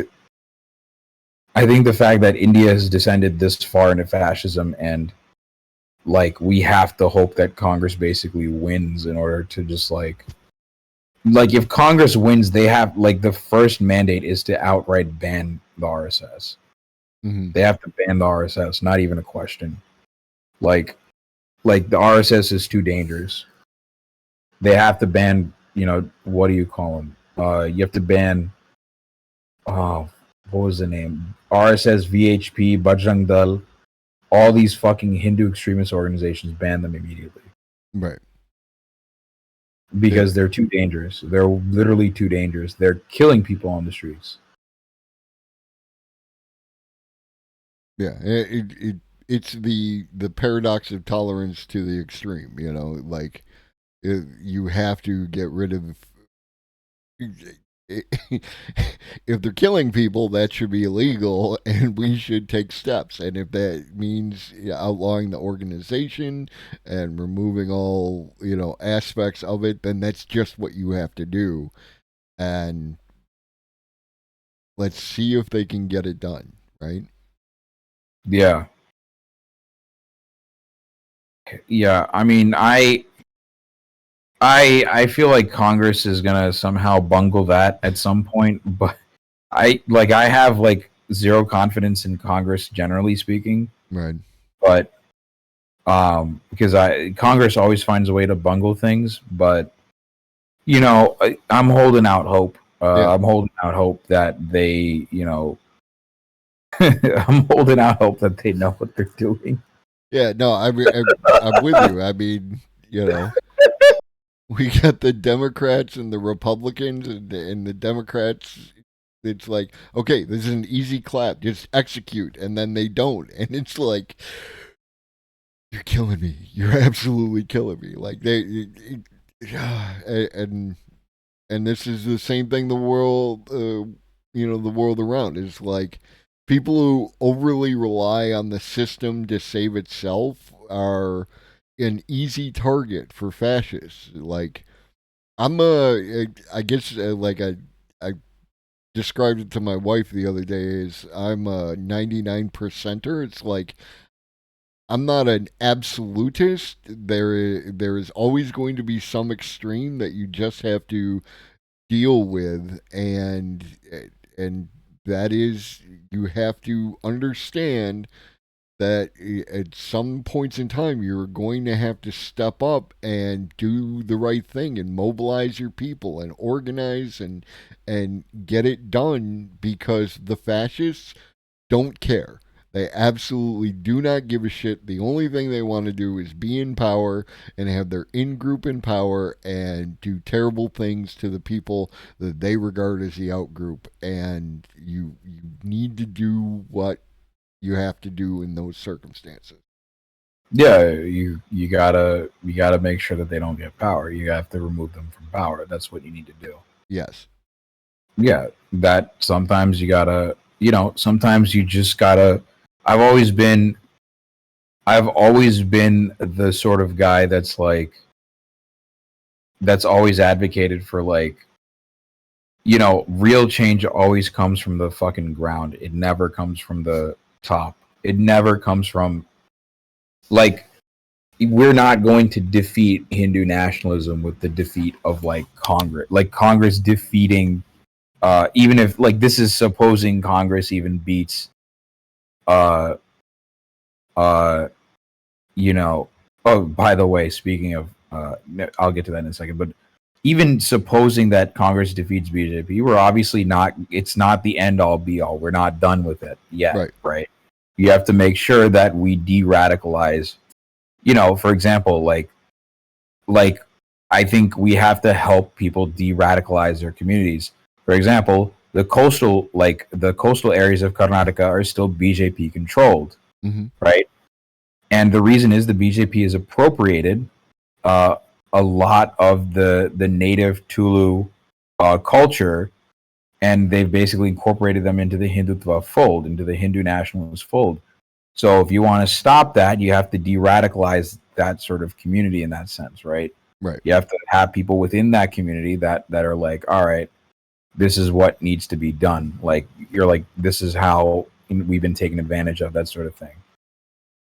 Right. And what comes from the top is the recognizing the material conditions of the people, and like fascists will undermine I guess non-fascists through the use of fear and anger and these kind of things. And like, if you don't want to go that route, then you need to address people's material conditions and create a situation where that fear and anger can't foster. And you do that, like, people need housing, and people need food, and people need money and jobs, and all these kind of things.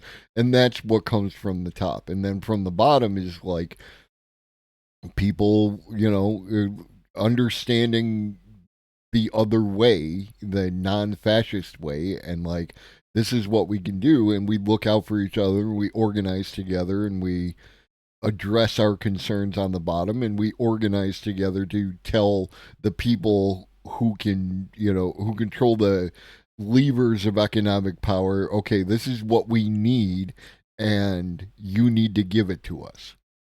And that works. It really does. Exactly. I've always there's a video essayist by the name of Andrewism. I praise the work that he does very highly. I hold him in very high regard. I usually, when a lot of these issues happen, I usually am a fan of saying, like, I subscribe to the Andrewism school of thought on this. Because I only recently became aware, like, I had never heard of Andrewism, and then Endless mentioned him in a stream, and then he showed up in a Noah Samson video, and then now you mentioned him, and that's 3, and now I apparently have to look into this Andrewism dude and see what's going on there, because it just sounds like good stuff. Oh, Andrewism is awesome. I love the dude. I'm looking him up on my YouTubes right now. He's awesome. He's amazing. He's absolutely amazing. He's always been an advocate for sort of on the ground. Well, I mean, depends on what you mean by on the ground, like mutual aid networks, like building and not like the like when leftists online are like mutual aid. Okay, let's be honest. It's not mutual aid. Like, it's charity, right? It's just marketing, right? In the sense of like mutual aid is an actual economy where people give and take. You know what I mean? Mm-hmm. Whereas like the way a lot of people have just co-opted the term is like, oh, it's just a charity, right? It's like me giving people money and then them using that money however they want, right? It's not an actual like setup economy where people are able to use tools and things that they need. There's a guy that I talked to by the name of Frackle. I don't know if you've heard of him. Frackle? Yeah. I love Frackle. Frackle's my homie, dude. Yeah. I met him through Aston Mac. He's amazing. Yeah. So I was having a conversation with him the other day, and the stuff that he was doing. So I'm just going to summarize the stuff that he does, right? Yeah. And it's similar to the kind of stuff that like Cooperation Denton does or Cooperation Jackson does, which is they build localized mutual aid economies. And what that means is insinuates community, maybe of a limited kind. Well, so what mutual aid actually is think of it like this. it's not charity. It's not where I just give money to people and it's I give it to a charity or whatever. That's not mutual aid in the slightest. That's just charity. Nothing wrong with charity. Charity is awesome, but words mean something. Let's use them properly. That sort of thing, right? Right. But mutual aid is basically, for example, for people in that particular area that don't have access to like a washing machine, there's a community center that people can just use their washing machine at, or people that don't have internet access, that community center will have, some router, they'll have some sort of internet access set up. It's like a cafe, or building like a maker space or something like that. Mm-hmm. It is like those sorts of things where people can use and take and build things as they particularly need, right? That's what mutual aid actually is at its core. Right. That's what it actually is. Right. Right. It's building. Like, by way of example, if you want to get a job, you need clean clothes. And there's all sorts of financial barriers to having clean clothes. And to provide the opportunity for people to be able to just wash their clothes without a financial barrier is a huge help for them to then get a job. Right. And then it's literally building a community-based economy, mm-hmm. right? Where it is literally sharing is caring, right? That sort of thing. Mm-hmm. Now, obviously, in order to sustain this sort of thing, capital is going to need to be generated, right? You're going to have some sort of capital inflow into this. And that's where the charity comes in. That's where the charity aspect comes in. But the capital inflow is not the mutual aid part. That's where people get it confused, right? So when I'm talking about mutual aid, I'm not talking like, oh, we just need to build charity networks. No, charity is just the mechanism that money gets into these mutual aid community networks where people are able to build like community centers, or they're able to build like community hospitals or whatever. Right. Right. That's what this is at its very core. It's basically being able to provide capital. It is basically the ability to provide freely accessible capital goods to everyone. That's what that is at its very core. Mm-hmm. And I've always been an advocate for building those, mm-hmm. or like building mutual banks, or building, mutual economy, like mutual local economies, that sort of thing. Mm-hmm. That's the sort of thing that I've always been an advocate for. Is it hard? Is it harder to scale? Maybe it might be, right? But I think it is generally a more effective. I think a much more. I think it instills a. I think it fosters a sense of community, which a lot of people are longing for, mm-hmm. which I think is a good thing. You know what I mean? Yeah, no, it definitely it instills community, especially when you give people the opportunity to do something. Like one of the things when I did the Rainbow Passage fundraiser, is like, if you got money and you can donate, that is absolutely great, and they need the money. But if you have time or you have skills, join their Discord. They can put you to work. They can give you something to do. This kind of thing is like, there's a bunch of people out there who want to do good stuff, but they don't have money. They have time, right? So in these mutual aid networks, that's the kind of thing that happens. It's like, Aston, for instance, working with Frackle, they set up a community center and they set up like a community garden. It's like, well, somebody needs to pull weeds, right? If you can just show up, hang out with some other people, and everyone pulls the weeds and has conversations and has a general good time, get the music going on, right? Like it feels less like work when you're doing it, and you know that you're doing something for other people like yourself and for yourself. And these community-based systems of mutual aid, I think, are much more reactive to that local community than like, a statewide or even a nationwide kind of system, because when shit jumps off, they're already there, right? Like, and they can react immediately. And oftentimes, the situation is that, like, we don't need government to come in and do something. We need government to fund something. And if government could provide funding for a mutual aid network, then the people within that network can take care of it for themselves. They could use a little more money to do a little bit better stuff for the people around them. I mean, yeah, it's like a catch-22. We need money to fund these mutual aid networks. It's not a catch-22. It's more like we need money to fund these mutual aid networks, so that the government becomes redundant. But the government is the only, mechanism that can amass that kind of capital. You know what I mean? But it is what it is. Yeah. But yeah, that's the sort of thing I've always been an advocate for. I've always been an advocate for decentralized, mutual aid networks. You know what I mean? As a way of, as a way of instilling community, as well as like, not just instilling community, the idea of community, but like we need trustworthy people in charge of our money. It's sorely lacking right now. I mean, yeah, that's obviously true, but like I think I've always been an advocate for just like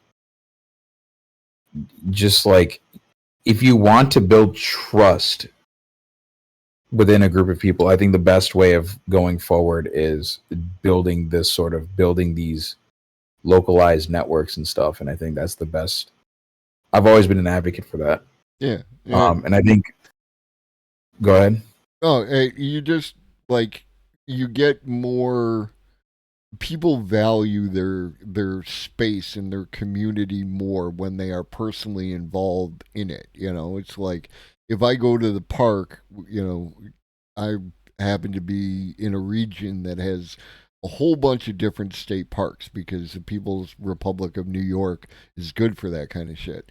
And like if there's trash to be picked up, you pick it up and you put it in the garbage, like, because it's ours. It's that same kind of the shopping cart thing is like if you take your shopping cart and bring it back to the store, bring it back to the stall, then like that's community shit, on a fundamental level. Yeah, I mean, and how do you get this off the ground? How do you get anyone to do anything? It's practice. Like, yeah, it's just practice. It's getting people in the habit of doing things, and people will just want to do it. You know what I mean? How do we get people to vote? Like, how do we get people to vote? This is one of the most annoying person to play Minecraft with, because my leftism extends all the way into Minecraft. It's like, no, this is our space, right? Like we are going to be in this space. We are going to do stuff, and we're going to make bread and all this other shit. And they're like, no, I want to build this fucking whatever. It's like, okay, can you just go build it over there where it's not in the community space? But yeah, no, I mean, it's really fundamental. It's change your basic behavior and you will change your outlook on life. Like take your carts back and look out for people. And like if dude's asking for money and you got a couple bucks or some change, give it to the dude. Don't worry about what the fuck he's going to do with it. It's not your concern. Right? Just take care of people around you, and it builds a change in yourself that begins to reflect, and then you find other people who feel the same way, and we just go up from there. Sorry, I went on a little tangent there. No, you're good. Well, it's 7:00. Do you wanna let me go, and so you can? I heard you yawn a couple of times. You probably like or run out. I know you work today and shit like that. Yeah, I had to go see my relative off, so I had to drop him off at the airport too. Yeah. Yeah, so I had to do that. It's been a long, not just day, but it's been a long couple of weeks. Right. So, yeah, I'm probably just gonna,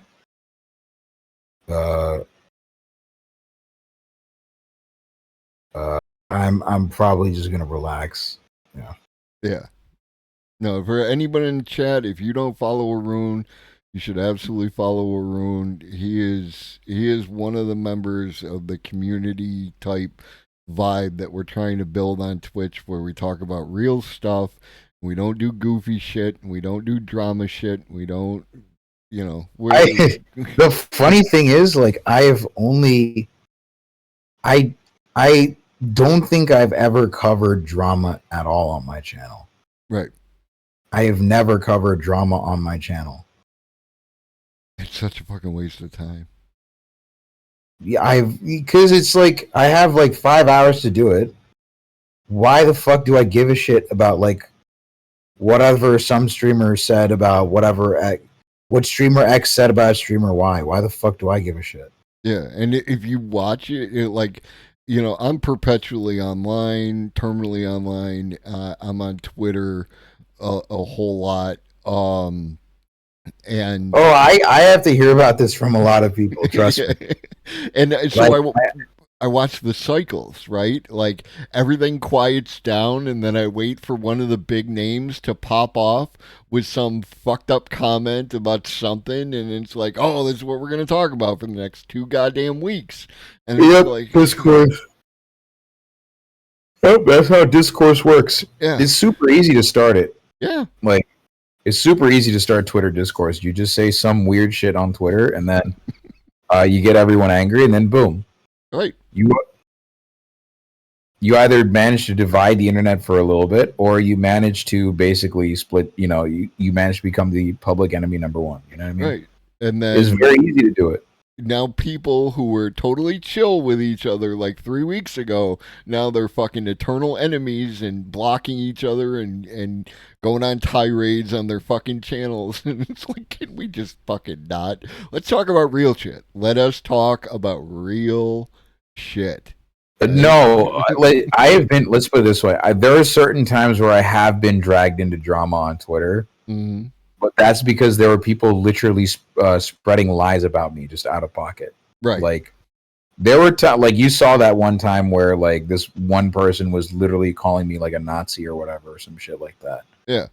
Yeah, there were times where like people have said incredibly out of pocket shit about me, and I had to respond. Yeah, but that's literally all it is. It's like they're looking to promote a reaction. Like I myself got drawn into some shit where my name got added, and it was like, what the fuck is going on here? And then Endless of all people is like, yo, you need to just block and move the fuck on. And I was like, no, you're right, because I was right, and no one's gonna believe this bullshit, And so let me just move the fuck on. Because I know how this works. I've spent too many hours arguing with idiots on the internet to not understand exactly how this works, and it's just not worth it. It really No, there was one psycho in my Discord that was like that popped off and tried to debate Lord Me, and this is like a Marxist Leninist or whatever, and they were just posting memes and shit, and they're like a fucking like, what was it? The first thing was like they posted some Charlie the Unicorn / Lenin State and Revolution meme in my Discord. I'm like, yo, first of all, this is not your safe space. Get the fuck out of here. This is not your safe space to post whatever the fuck memes you want on my Discord. You understand who's in charge here, right? Right. You understand what kind of space we're cultivating here, right? You can't just willy-nilly like promote motherfuckers on here, right? No. That's not how this works. Right? My Discord, my fucking rules, right? Yeah. So, because I have like a very no simping for, I usually like I'm the only one that is allowed to simp for any particular leaders, and I get to choose the ones I'm allowed to simp for. But like you're not allowed to because it's my fucking Discord. But it's very authoritarian for an anarchist. I just like to it is fucking authoritarian. It is. I know. Oh yeah, I know. Very authoritarian for me to want to have a space where, did you know that if you actually fight the fascists, you're the real fascist? You know, if you actually lock authoritarians out from having discourse, you're the real authoritarian. Did you know that? And no, so this guy went off on a tirade. I don't know if you saw it, but he went on. I was just like, listen, I tried to explain shit to him, and he's like, listen, I know you're an anarchist, right? So why don't you? But I want to understand why, because I know you're wrong, and I'm going to tell you why you're wrong. I'm like, okay, I'll tell you my perspective on this, right? I'll tell you my because I like to think I've thought my thing through. I like to think that I've thought my entire worldview through and shit, Sure. right? And so I was like, listen, it's due to a couple of reasons. One, I think the communist parties in Sri Lanka and India are not very effective because they focus, they're class reductionists. That's one reason. Or two, the so-called AES states also, were complicit in the Tamil genocide too. So I don't like them either. Like, I basically gave him a breakdown, a justifiable breakdown, I think, of why I don't support, why I'm not an ML or whatever, right? And then this motherfucker decided to take it upon himself to write a 5-page essay in my Discord. And I'm like, listen, I'm happy for you, or I'm sorry that happened, but I ain't reading all that. And I'm like, no. And then I read some of it because I was like, all right, I'm kind of morbidly curious about I'm morbidly curious about what this guy wrote. And he's like, okay, here are some of the highlights of what he wrote because I couldn't read it. I'm not exaggerating when I say this motherfucker wrote this motherfucker wrote 5 pages in my fucking Discord. He wrote his PhD dissertation. Right.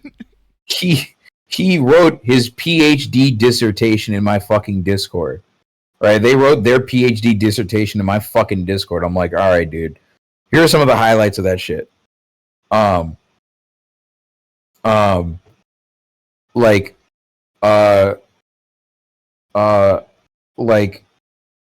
the highlights was, well, you don't like any of these guys. This is what I mean by you're counter-revolutionary. Did you know that being an anarchist is counter-revolutionary? And I'm like, yeah, this is no. What he said originally was I basically said this is not your safe space to post memes. Right. I literally just straight up told him if you want to post your memes, go somewhere else. This is not your Discord to do it. Right? And he's like, yeah, no, you see, that's really counter-revolutionary of you to do that, to not actually let the revolutionaries post this. And I'm like, motherfucker, you live in your mom's basement. What kind of revolutionary are you? You live in your mom's fucking basement, and you're in now at the time a 900 follower Discord, a 900 follower Twitch streamers Discord. What the fuck what do you mean you're a revolutionary? Get the fuck out of here. What do you mean I'm being counter-revolutionary? You're in a fucking rando's Discord. Get the fuck out of here. It's really what Too Much Theory does to a motherfucker, because it's they all want to post their own manifesto and shit like that, and it's no, what you don't understand is I have read theory, and that's why I'm an anarchist, right? Yeah, it's no, I have read State and Rev, and I'm not convinced by it, right? I have read, What Is to Be Done, right? And I don't agree with it, right? I have read What Is to Be Done. I have read Lenin. Capital. I would fight Marx because he wrote Capital. That thing was so boring and so dull, and in the first percentage of it, I don't know how much, but it's just him shit posting on other economists, and it's dude, fucking get to the point. Holy shit. Yeah, no, but so then that was one highlight, and then another highlight of the thing was oh, well, I mean, obviously, I don't really support, we shouldn't let perfect get in the way of good, because even though these, AES countries, quote unquote, literally, sold weapons to Sri Lanka, which committed war crimes against the Tamils, we shouldn't let perfect get in the way of good, even though, these the communist parties in Sri Lanka are literally, taken over by fascists and stuff, by Sinhalese Buddhist nationalists. We shouldn't let them get in the way of we shouldn't let them get in the way of good. We shouldn't let the perfect get in the way of good. That was another highlight of the thing. Bro, that's not what that means. That's not what that means. Like selling weapons to a country that commits war crimes is not only not perfect, it is not good. It is not good. Oh, they killed me. They absolutely killed me. It is not only not perfect, it is not good either. And then the final thing was, and this is amazing. Like, this is amazing, right? So you're like a libertarian socialist anarchist. Are you familiar with Vosh? And I'm like, do you know who Vosh is? He's a gross racist imperialist bastard. And a lot of what you say sounds like what he's saying. And I'm like, yeah, when I think of Rune, like Bosch, like I could barely tell the fucking difference. Yeah, dude.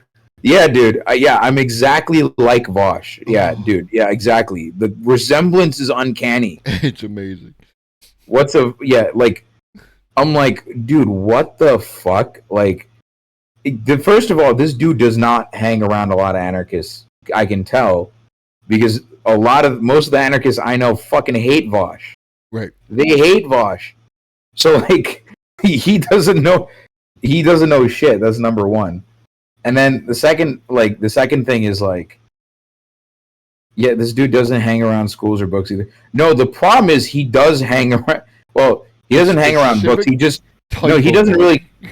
Oh no, the best part was that this man, every ML that I always talk to, somehow finds a way like to use pain. They find an excuse to use pain.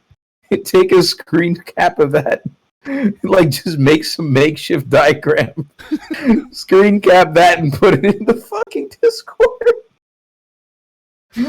Or like motherfuckers will just like copy paste Google image diagrams and shit. It's amazing. Everyone, dude, dog. Okay, relax, motherfucker. You're 16 and you're figuring out how to write an essay. God damn it!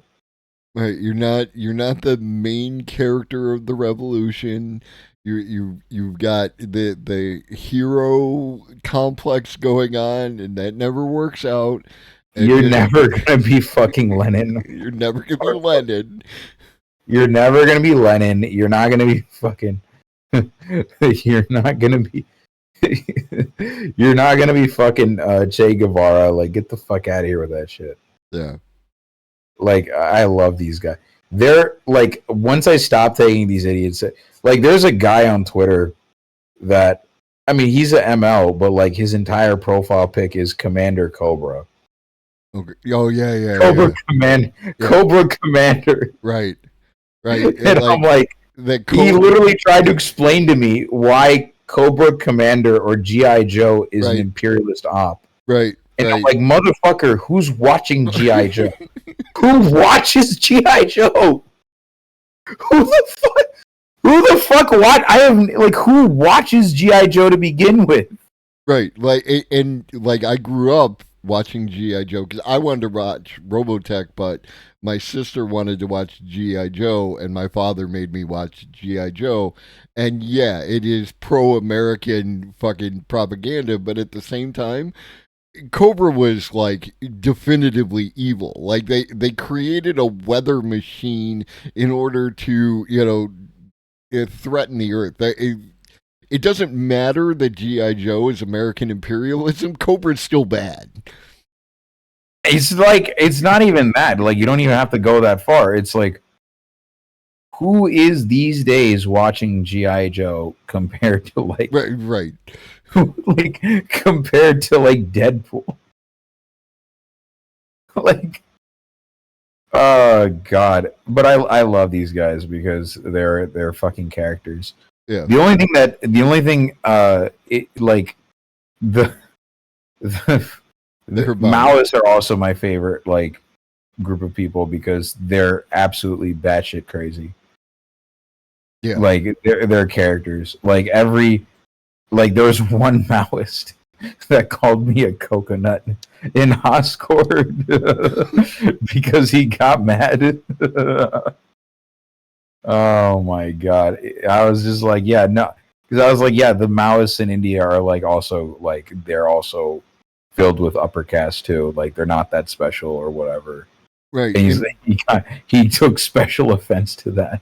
They're aware of the fact that just because you put a name on something, that doesn't make it that thing, right? Like, because everyone knows that the socialist and National Socialist is not socialist, right? Like, but they think they can call themselves Maoist, or like that something has the name Maoist in their title, and then all of a sudden it must be good, right? Like, but dude, and the way like the Marxist and then the Marxist Leninist and now it's Marxist Leninist Maoist is like just do your own thing, right? Like just stop. Just slow down. It's like it's not even that. It's like my personal take on the thing is like the way I look at it is more like I don't really. I mean, again, if I don't really care what you subscribe to, 100%. I like it, but like don't be goofy with it. Don't be goofy, exactly. Don't be silly with the whole thing. Like, because there are anarchists online that also say and do goofy shit. 100%. Like, I'll give you, yeah, like you have anarchists online that were like weirdly like, oh yeah, well I'm an atheist and I'm fucking proud. Good for you, motherfucker. Like, right. Good for you, motherfucker. Like, what are you doing? Like, dog, you live in America or you live in the West, motherfucker. Like, what the fuck are you talking about? Yeah, like your Maoism, your anarchism, your liberalism, whatever it is, it's not a personality type, right? Like it's your politics, and you need to get out there and have real conversations with real people and not just assume you're correct all the time, and not like when the discourse came up, like what was it, 6 months ago or something, and it was the anarchists take a shower challenge, difficulty impossible, and like anarchists people called themselves anarchists getting upset about that. It's like, well, have you taken a shower? Like, yeah, like if you're an anarchist and you're getting angry at like taking a fucking shower, it's like, dude just out. Right, taking a shower is anti-revolutionary, didn't you know? Just out, like Antarctica, like fuck that, like no, like just take a fucking shower, dude. Clean your fucking wash your ass, clean your fucking room, just do shit. You know what I mean? There's no, don't be fucking terminally. Like, I've muted most everyone, or I've blocked most people online. Yeah, I've blocked. If people want to have good faith conversations around whatever, I'm open to it. We can talk, on Twitter, we can talk on here, we can talk in private. I don't give a shit. I'll have good conversations with people. But fucking, if you just want to get goofy and do that shit, I have no time. And I can pick it up right away. Like, however you talk, the words that come out of your mouth tell me everything I need to know about where you're coming from. And maybe someone else has time to, work through your bullshit with you. It's just not me.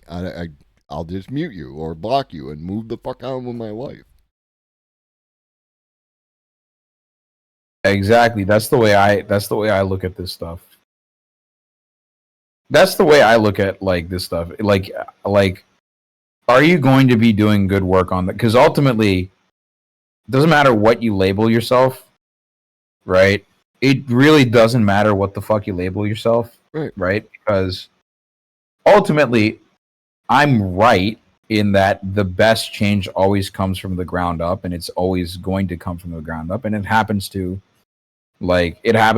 fall under one particular school of thought, right? One particular like socialistic school of thought or whatever. Anarchism. Did I say anything? I didn't say anything. No, it like I've always said, like social change always comes from the ground up, and people are gonna do that. Like whatever. I don't care what you label yourself, as long as you're doing shit on the ground, or as long as you're doing shit that matters. Like I don't give a shit what you call yourself, man. Yeah, like I've always believed that. I've always believed that like mobilizing people on the ground has always been the best way of achieving things. 100%. And yeah, it doesn't matter. Like you're going to have to do it anyways.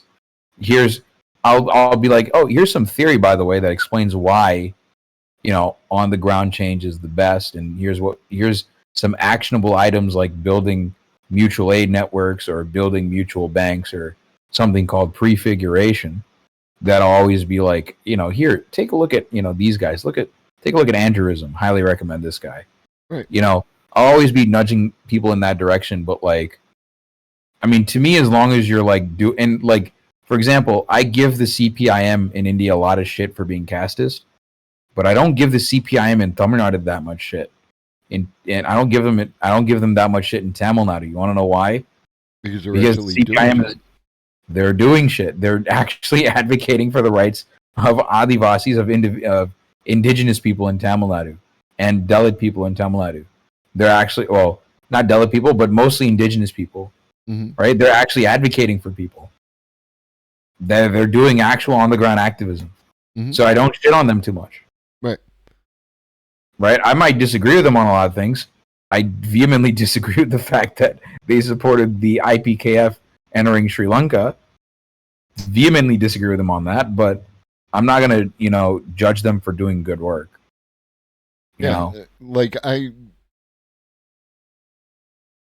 gonna get excommunicated real quick. It's why I generally avoid. Yeah, cancel me. Yeah, I generally avoid shitting on like Democrats. Right? Like my focus is always, if I'm gonna talk politics, I'm gonna talk about how terrible the fucking Republicans are, because they are worse. They are the ones who are putting these laws in place that are causing, people to have to flee the states. They are demonstrably worse. And I want people to focus on that, because I feel like what happens, and this is the part, is like when people dunk on it, they make it so they're saying stuff that makes it sound like it doesn't matter who you vote for, everything sucks,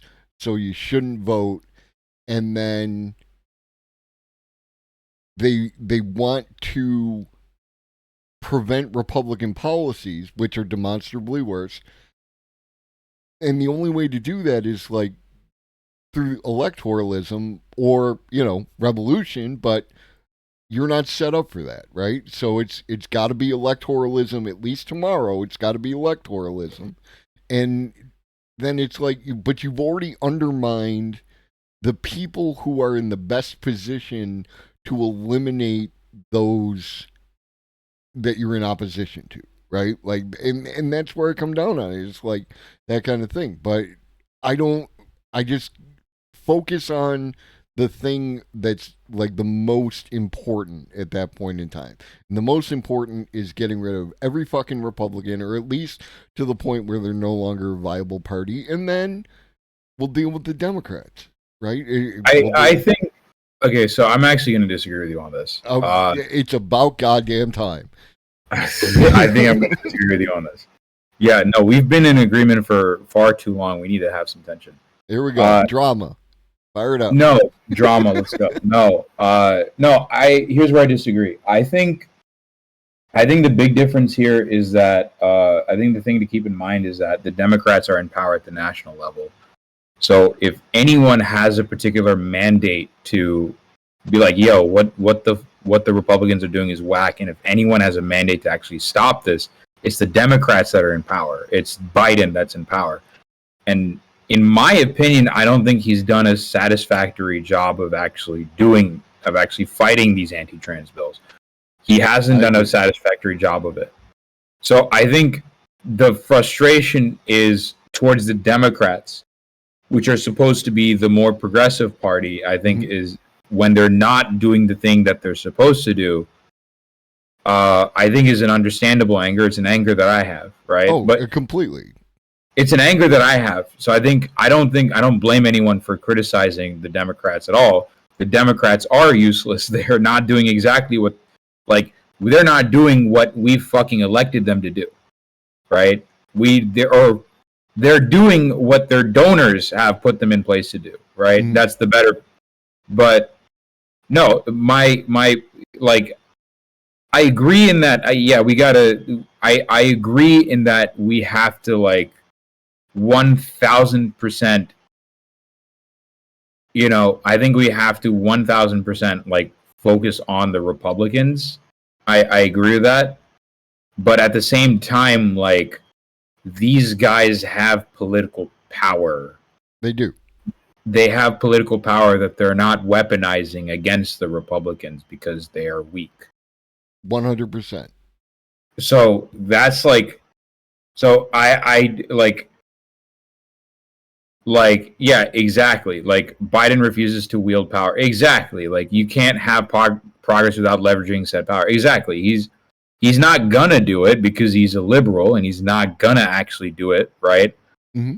He's a soft liberal, but I don't believe they're unable. Yeah, no, that's what I'm getting at. Yeah, no, I agree with that. But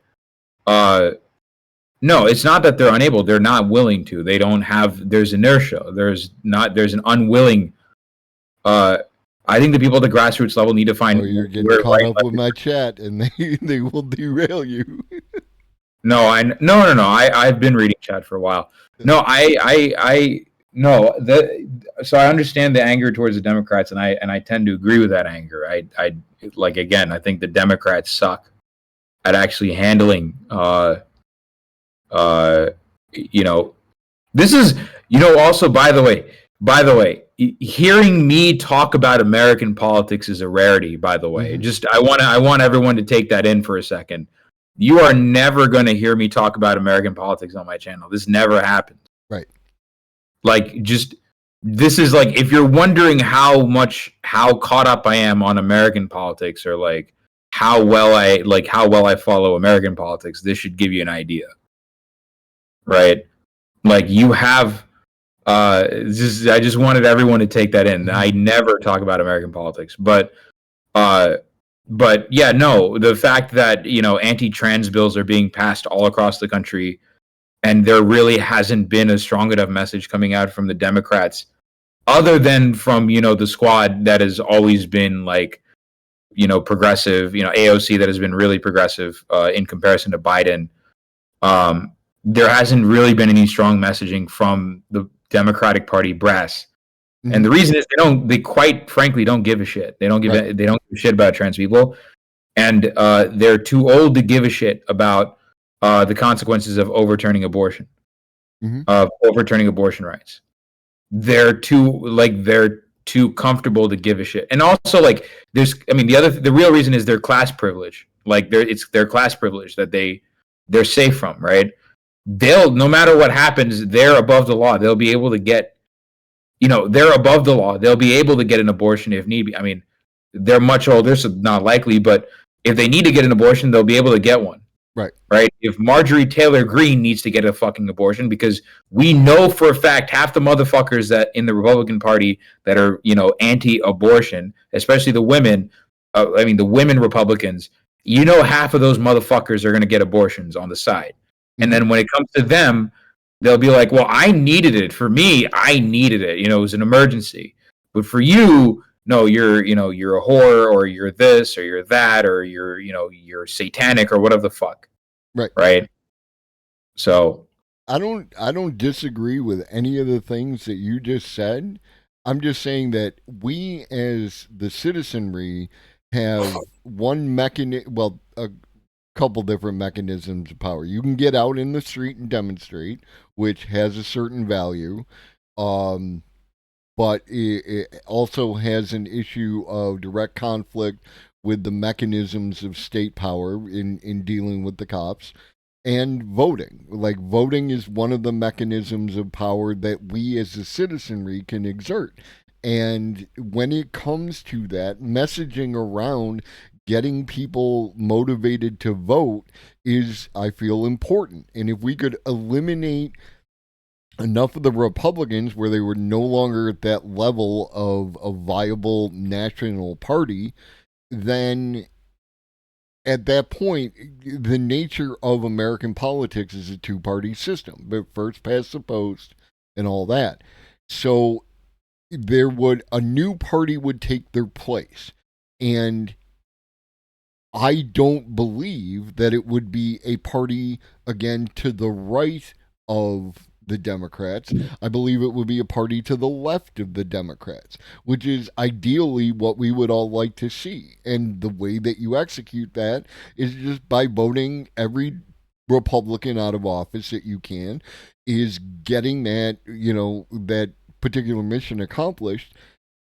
And unfortunately, based on the current situation, not how I would like things to be, but how things actually are, generally speaking, the only viable party to make a direct confrontation against the Republican are the Democrats.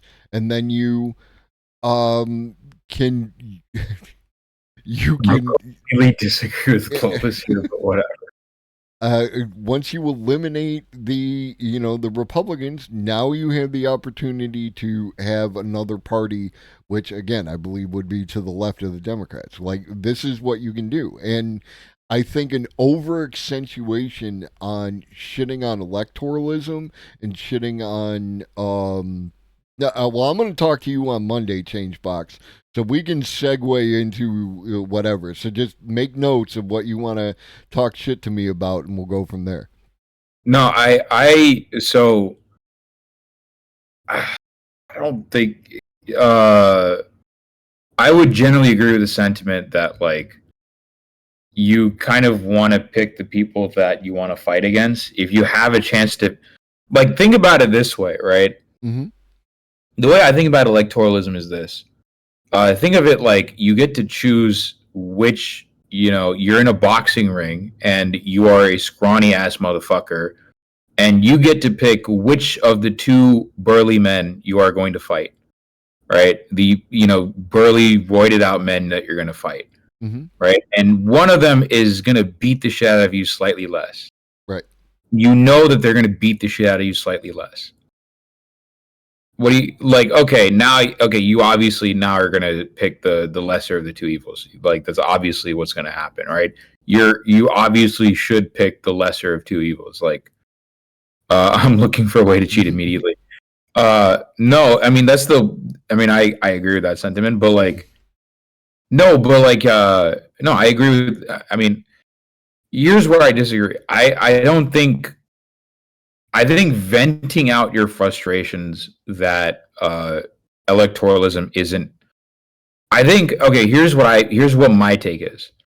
I think once you accept that real systemic change is never going to come through electoralism, Mm-hmm. the way you begin to shift your view on electoralism is more like, all right, you got to pick the people you want to make redundant or whatever, right? Exactly. But that, like, real systemic change is never going to come from there. It's always going to come from the bottom.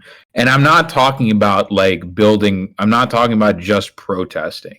Mm-hmm. What I mean is, like, the sort of thing that Aston Mack and Frackle are doing, or Right. Cooperation Denton are doing, right? Or Cooperation Jackson are doing, right? Building communities, right? Doing this sort of thing on the ground. That's what I think is absolutely needs to happen. Right. Right. It's a multi Building community networks attack. of resilience, like that's always like building resilient community networks. That's always been what I think needs to be done. I Mhm. think that's always been the best way of social progress. It worked in South India. It worked here. That's what I've always thought needs to happen. Mhm. Right. I've always been a fan of like on the ground change. You know what I mean? Yeah, there's a multi-pronged attack to these things, right? Like it's not just do one thing and only one thing. It's do I all agree. the things. You know what I mean? You should absolutely vote. You should absolutely protest to the best of your ability or support people who are protesting, and you should absolutely be building community-based mutual aid systems, and you do all the things.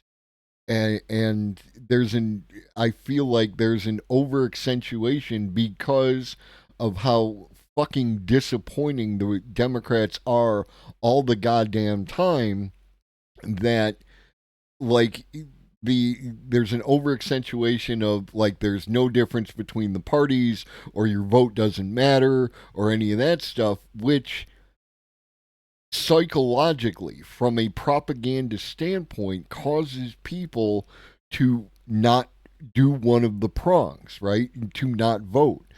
And that is a problem. And if voting didn't fucking matter, then the Republicans wouldn't make such a goddamn effort to take people's votes away, right? Like to make it harder for certain communities to vote. It does fucking matter. The As bad as the Democrats might be on a variety of subjects, they are not actively trying to make people's lives impossible in Yeah. the areas under their control. You know what I mean? Agreed. I mean, I can see why people think that the Democrats are basically the same as Republicans, because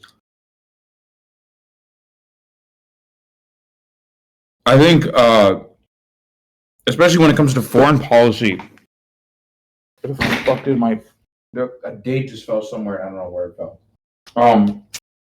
But I think I see where people come from on that, because when it comes to foreign policy, I think there is really not that much difference between, especially the neocons Mhm. and the neolibs.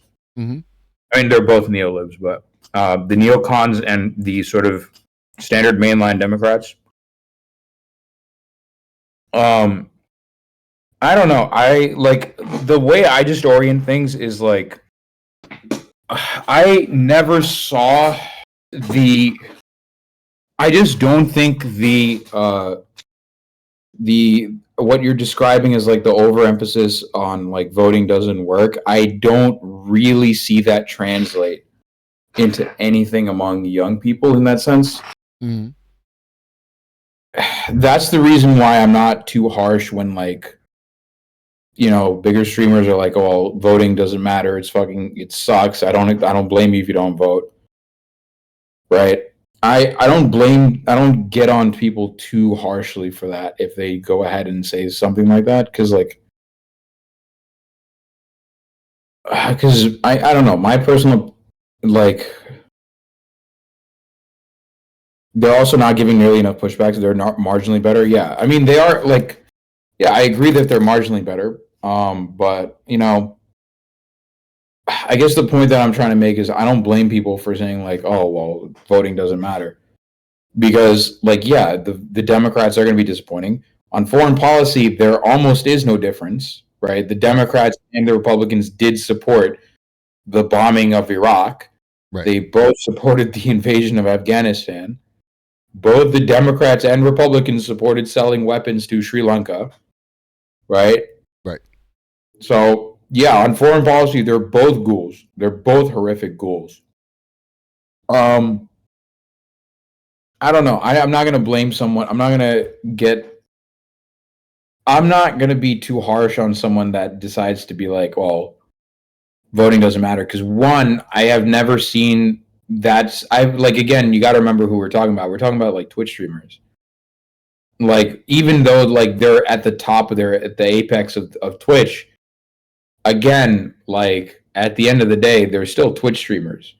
What is their reach, if anything, right? Right, but they do have a reach, right? They And do. They do have a reach. the other problem that comes along with that is if people think voting doesn't matter, then they don't show up to vote. It's one thing to not, want to pick Biden or Trump, right? Like, I get it. But it's another thing not to show up to vote for, like, your town councilors or your local representatives in your community. And there's a knock-on effect. Oh, that's wrong. No. So that I think is a bit more, like, if you're talking about that, then I think that's more up for a discussion. Well, I'm talking about the two things and how they intermesh with the propaganda. Like, and it's systems interacting with each other, right?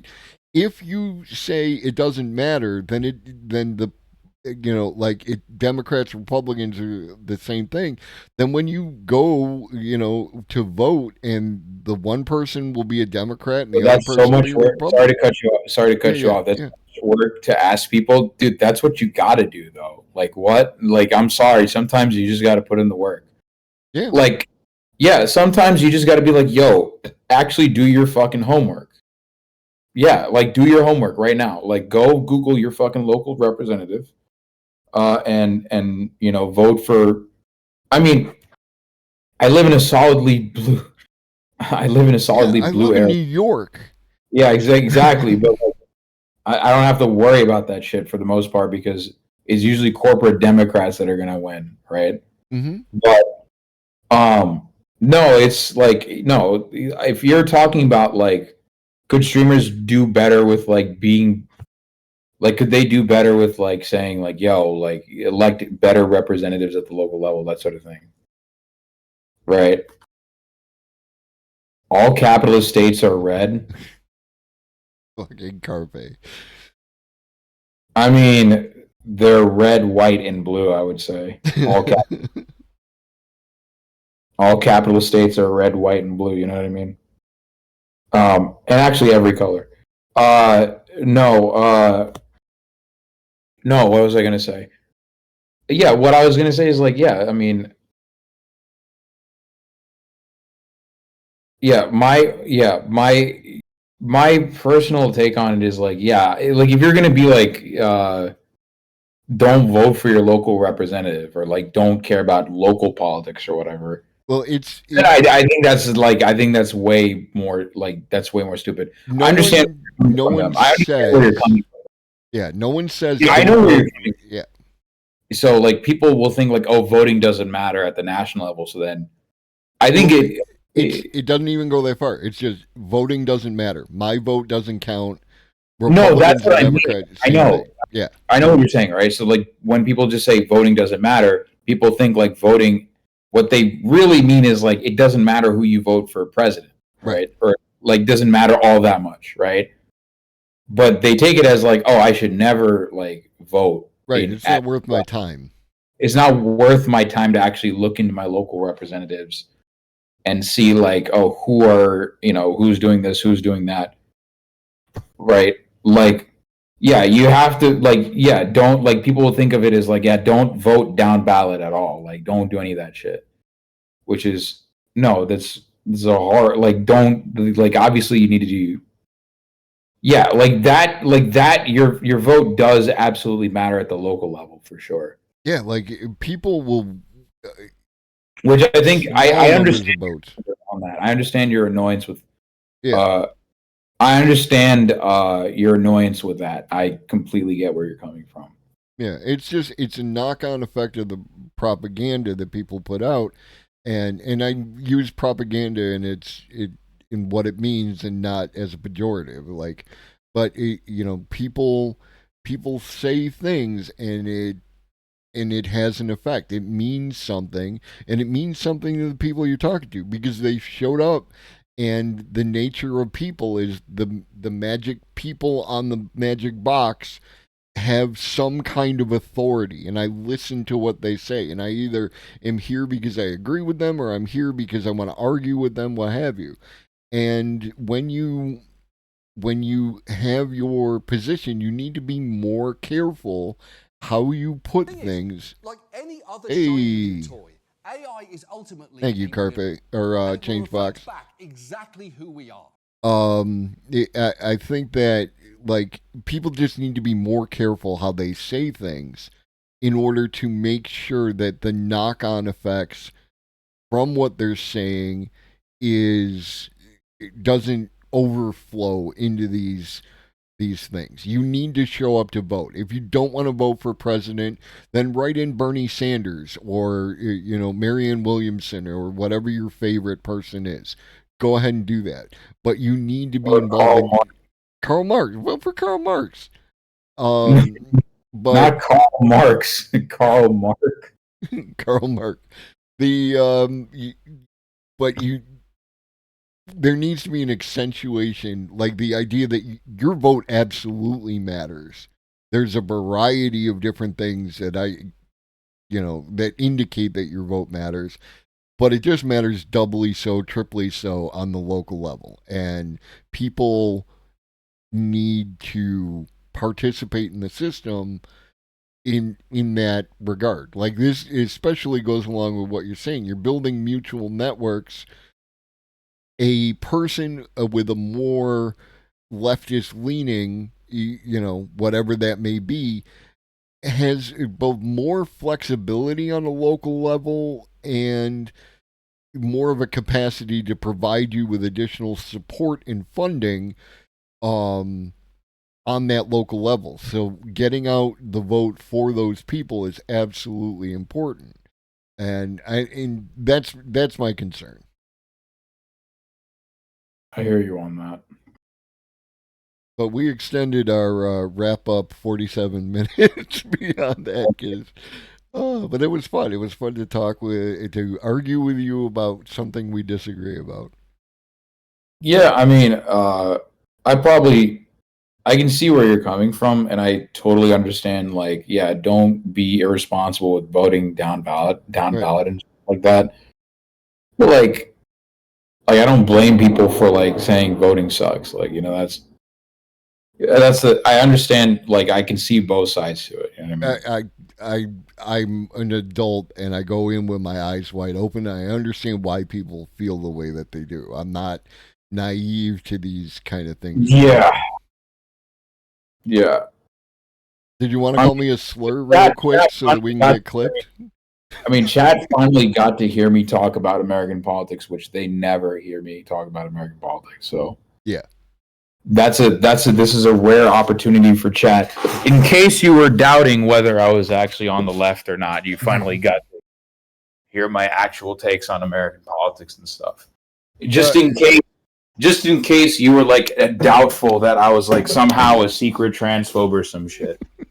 like just in case you had some weird doubt in the back of your head that, oh, maybe Arun is a shit person, like, or he's a shit, like he's actually a secret like right winger or whatever, right?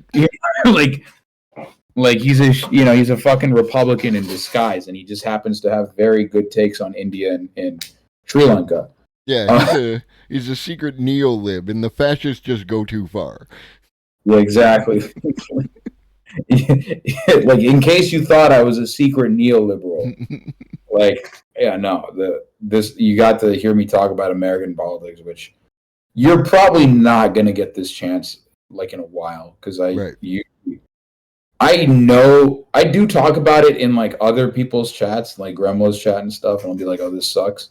Mm-hmm. But on my stream, I'll like talk about like, oh, America has a gun problem, or I'll reference American politics, but I'll never have like a full-blown discussion about American politics ever on my stream. That never happens. Yeah. And I mean, I don't really talk. I memean, everything is political and like that, but yeah, I don't tend to get really deep into the. No, I guess I do. I don't know. I thought it was funny that my man more than I do. My man Changebox here like was in the stream for like a couple weeks, and then something happened, and he said, "You're a leftist." It's like, yeah, no, all this is leftism. It just sounds different coming out of my mouth. Yeah, like yeah. I mean, like when I'm talking with normies and shit, I never use like leftist political language. I never say like, no. I never use like, oh, I'm a fucking anarchist. Like I Right. never say, because it's like I might as well be speaking Greek to someone. It's like, what the hell? Yeah, and like one of the reasons why I will not refer to myself as an anarchist, and I rarely refer to myself even as a leftist, is because it, closes ears and closes minds when you put that out front. Like, I'm going to talk about the actual things, the actual policy, the actual, like he says, moral stances. Like, I'm You're gonna Trojan horsing it, is what you're doing. Let's be honest here. Like, What's that? you're Trojan horsing it. Propaganda, right? Yeah, you're Trojan horsing it. I mean, same here. We're both Trojan horsing our ideas. Yeah. But that's good praxis as far as I'm concerned. You want to convince that working class Republican. Yeah, it's way better than. It's way more effective than, I would say. It is way more fucking effective than just like being like. It's way more effective than just being like upfront about everything, right? Mm-hmm. Because again, like in America, unfortunately, because of the fucking propaganda and shit, the most effective ballot measure is a nameless, faceless. Sorry, excuse me. The most effective candidate is a nameless, faceless ballot measure. Right. That's basically the most effective candidate in the United States. That is not attached to any particular party. Mm-hmm. Right? Because again, it doesn't matter like what thing you pick. Doesn't matter what you. It genuinely doesn't matter what, like for example, healthcare is not like a single payer healthcare is not. It's not an issue that should be up for debate. Right. It is not an issue that should ever be up for debate, but it is. That's just how it is. It is an issue that is unfortunately up for debate. Like, is a no-brainer to have like a no single payer. Oh, there's a bit of importance to defining terms. My sister told me all socialists should die. I asked her to tell me what she thinks is a socialist, and she said Hitler. Oh, wow. Almost 3 hours in and we got to Hitler. Yeah, no, that's, I understand the importance of defining terms. What my position is that you need to speak to people where they're at. And bingo, 1000%, we agree. Yeah, like if I now we're back to agreeing.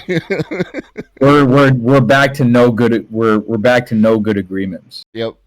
The like if I'm speaking to someone that I know is like a working class Republican type, I'm not going to trot out anarchism or you need to read State and Revolution or any of that because it's not going to hit. But I can talk about why universal health care is an investment in the United States for optimizing our worker pool, and that it is better that that person will pay small less. Business angle, and you can literally be like, hey, if you're starting a business, it would be nice that you don't have to pay out of pocket to provide healthcare for your employees. Right. You can hit them with that. You like single payer universal healthcare means that you do not have to pay. You do not have to pay out of pocket for like you can hit them with the small business tyrant shit. Like yeah, you can basically be like, well, if you're starting a business, you don't have to pay your employees. if you have a single payer healthcare. Or sorry, you don't have to pay for your employees' healthcare. Right. If you're single payer. Yeah, and that's why you have to know you have to know your audience. Yeah. You have to know who you're talking to and what their language is, and speak to them in their language, and then sell the policy. And then once you sold them enough policy, it's like, congratulations, you're an anarchist now, or what have you. Or if you're more of an authoritarian, you're a Marxist Leninist. It's like we can. But if you come at people hard from a particular angle, then you're going to meet resistance and not be effective. And that's always my biggest concern with these things, is like this is why I have a concern about how the propaganda comes off with the voting thing and everything else. Is like, how do you communicate? How do you get people to understand these concepts as it applies to them, and then be able to use that? Like, I just did the fundraiser for trans folk. I'm not trans, but I understand how their rights are also my rights, and the things that happen to them also happen to me. Like there is a mutual connection there, which builds a sense of community, which makes me give a shit more about people who are outside of my household. And then once you start to look at people, in a broader community as a member of your family, and then you start to not give a shit about borders or immigration or any of that kind of stuff. You start to care about their material conditions and how can we improve. And just like that, you're a leftist. Yeah, I would agree with that. All right. It's almost 8 o'clock. I got to wrap this up. We went over an hour. We did. We extended. Went over an hour, yeah. Fucking streamers. We will talk forever. I mean, to be fair, we are catching up. So we are on 3 weeks of missed content. Yeah, but no more. We are going to get back on the regular. Because important shit is happening over in India and Sri Lanka and West Papua and other places that people need to know about. And you talk to your stream and you talk to my stream, and we all learn stuff, and it's it's important, and we identify with the material conditions of other people who are just like us in foreign lands, and we start to not give a shit about borders and only give a shit about material conditions, and it's beautiful. Yeah, 1000%. All right, my friend. You enjoy the rest of your evening. Try to relax, and I will see you in the morning on your stream. Sounds good. Take it easy. Take care. Bye-bye.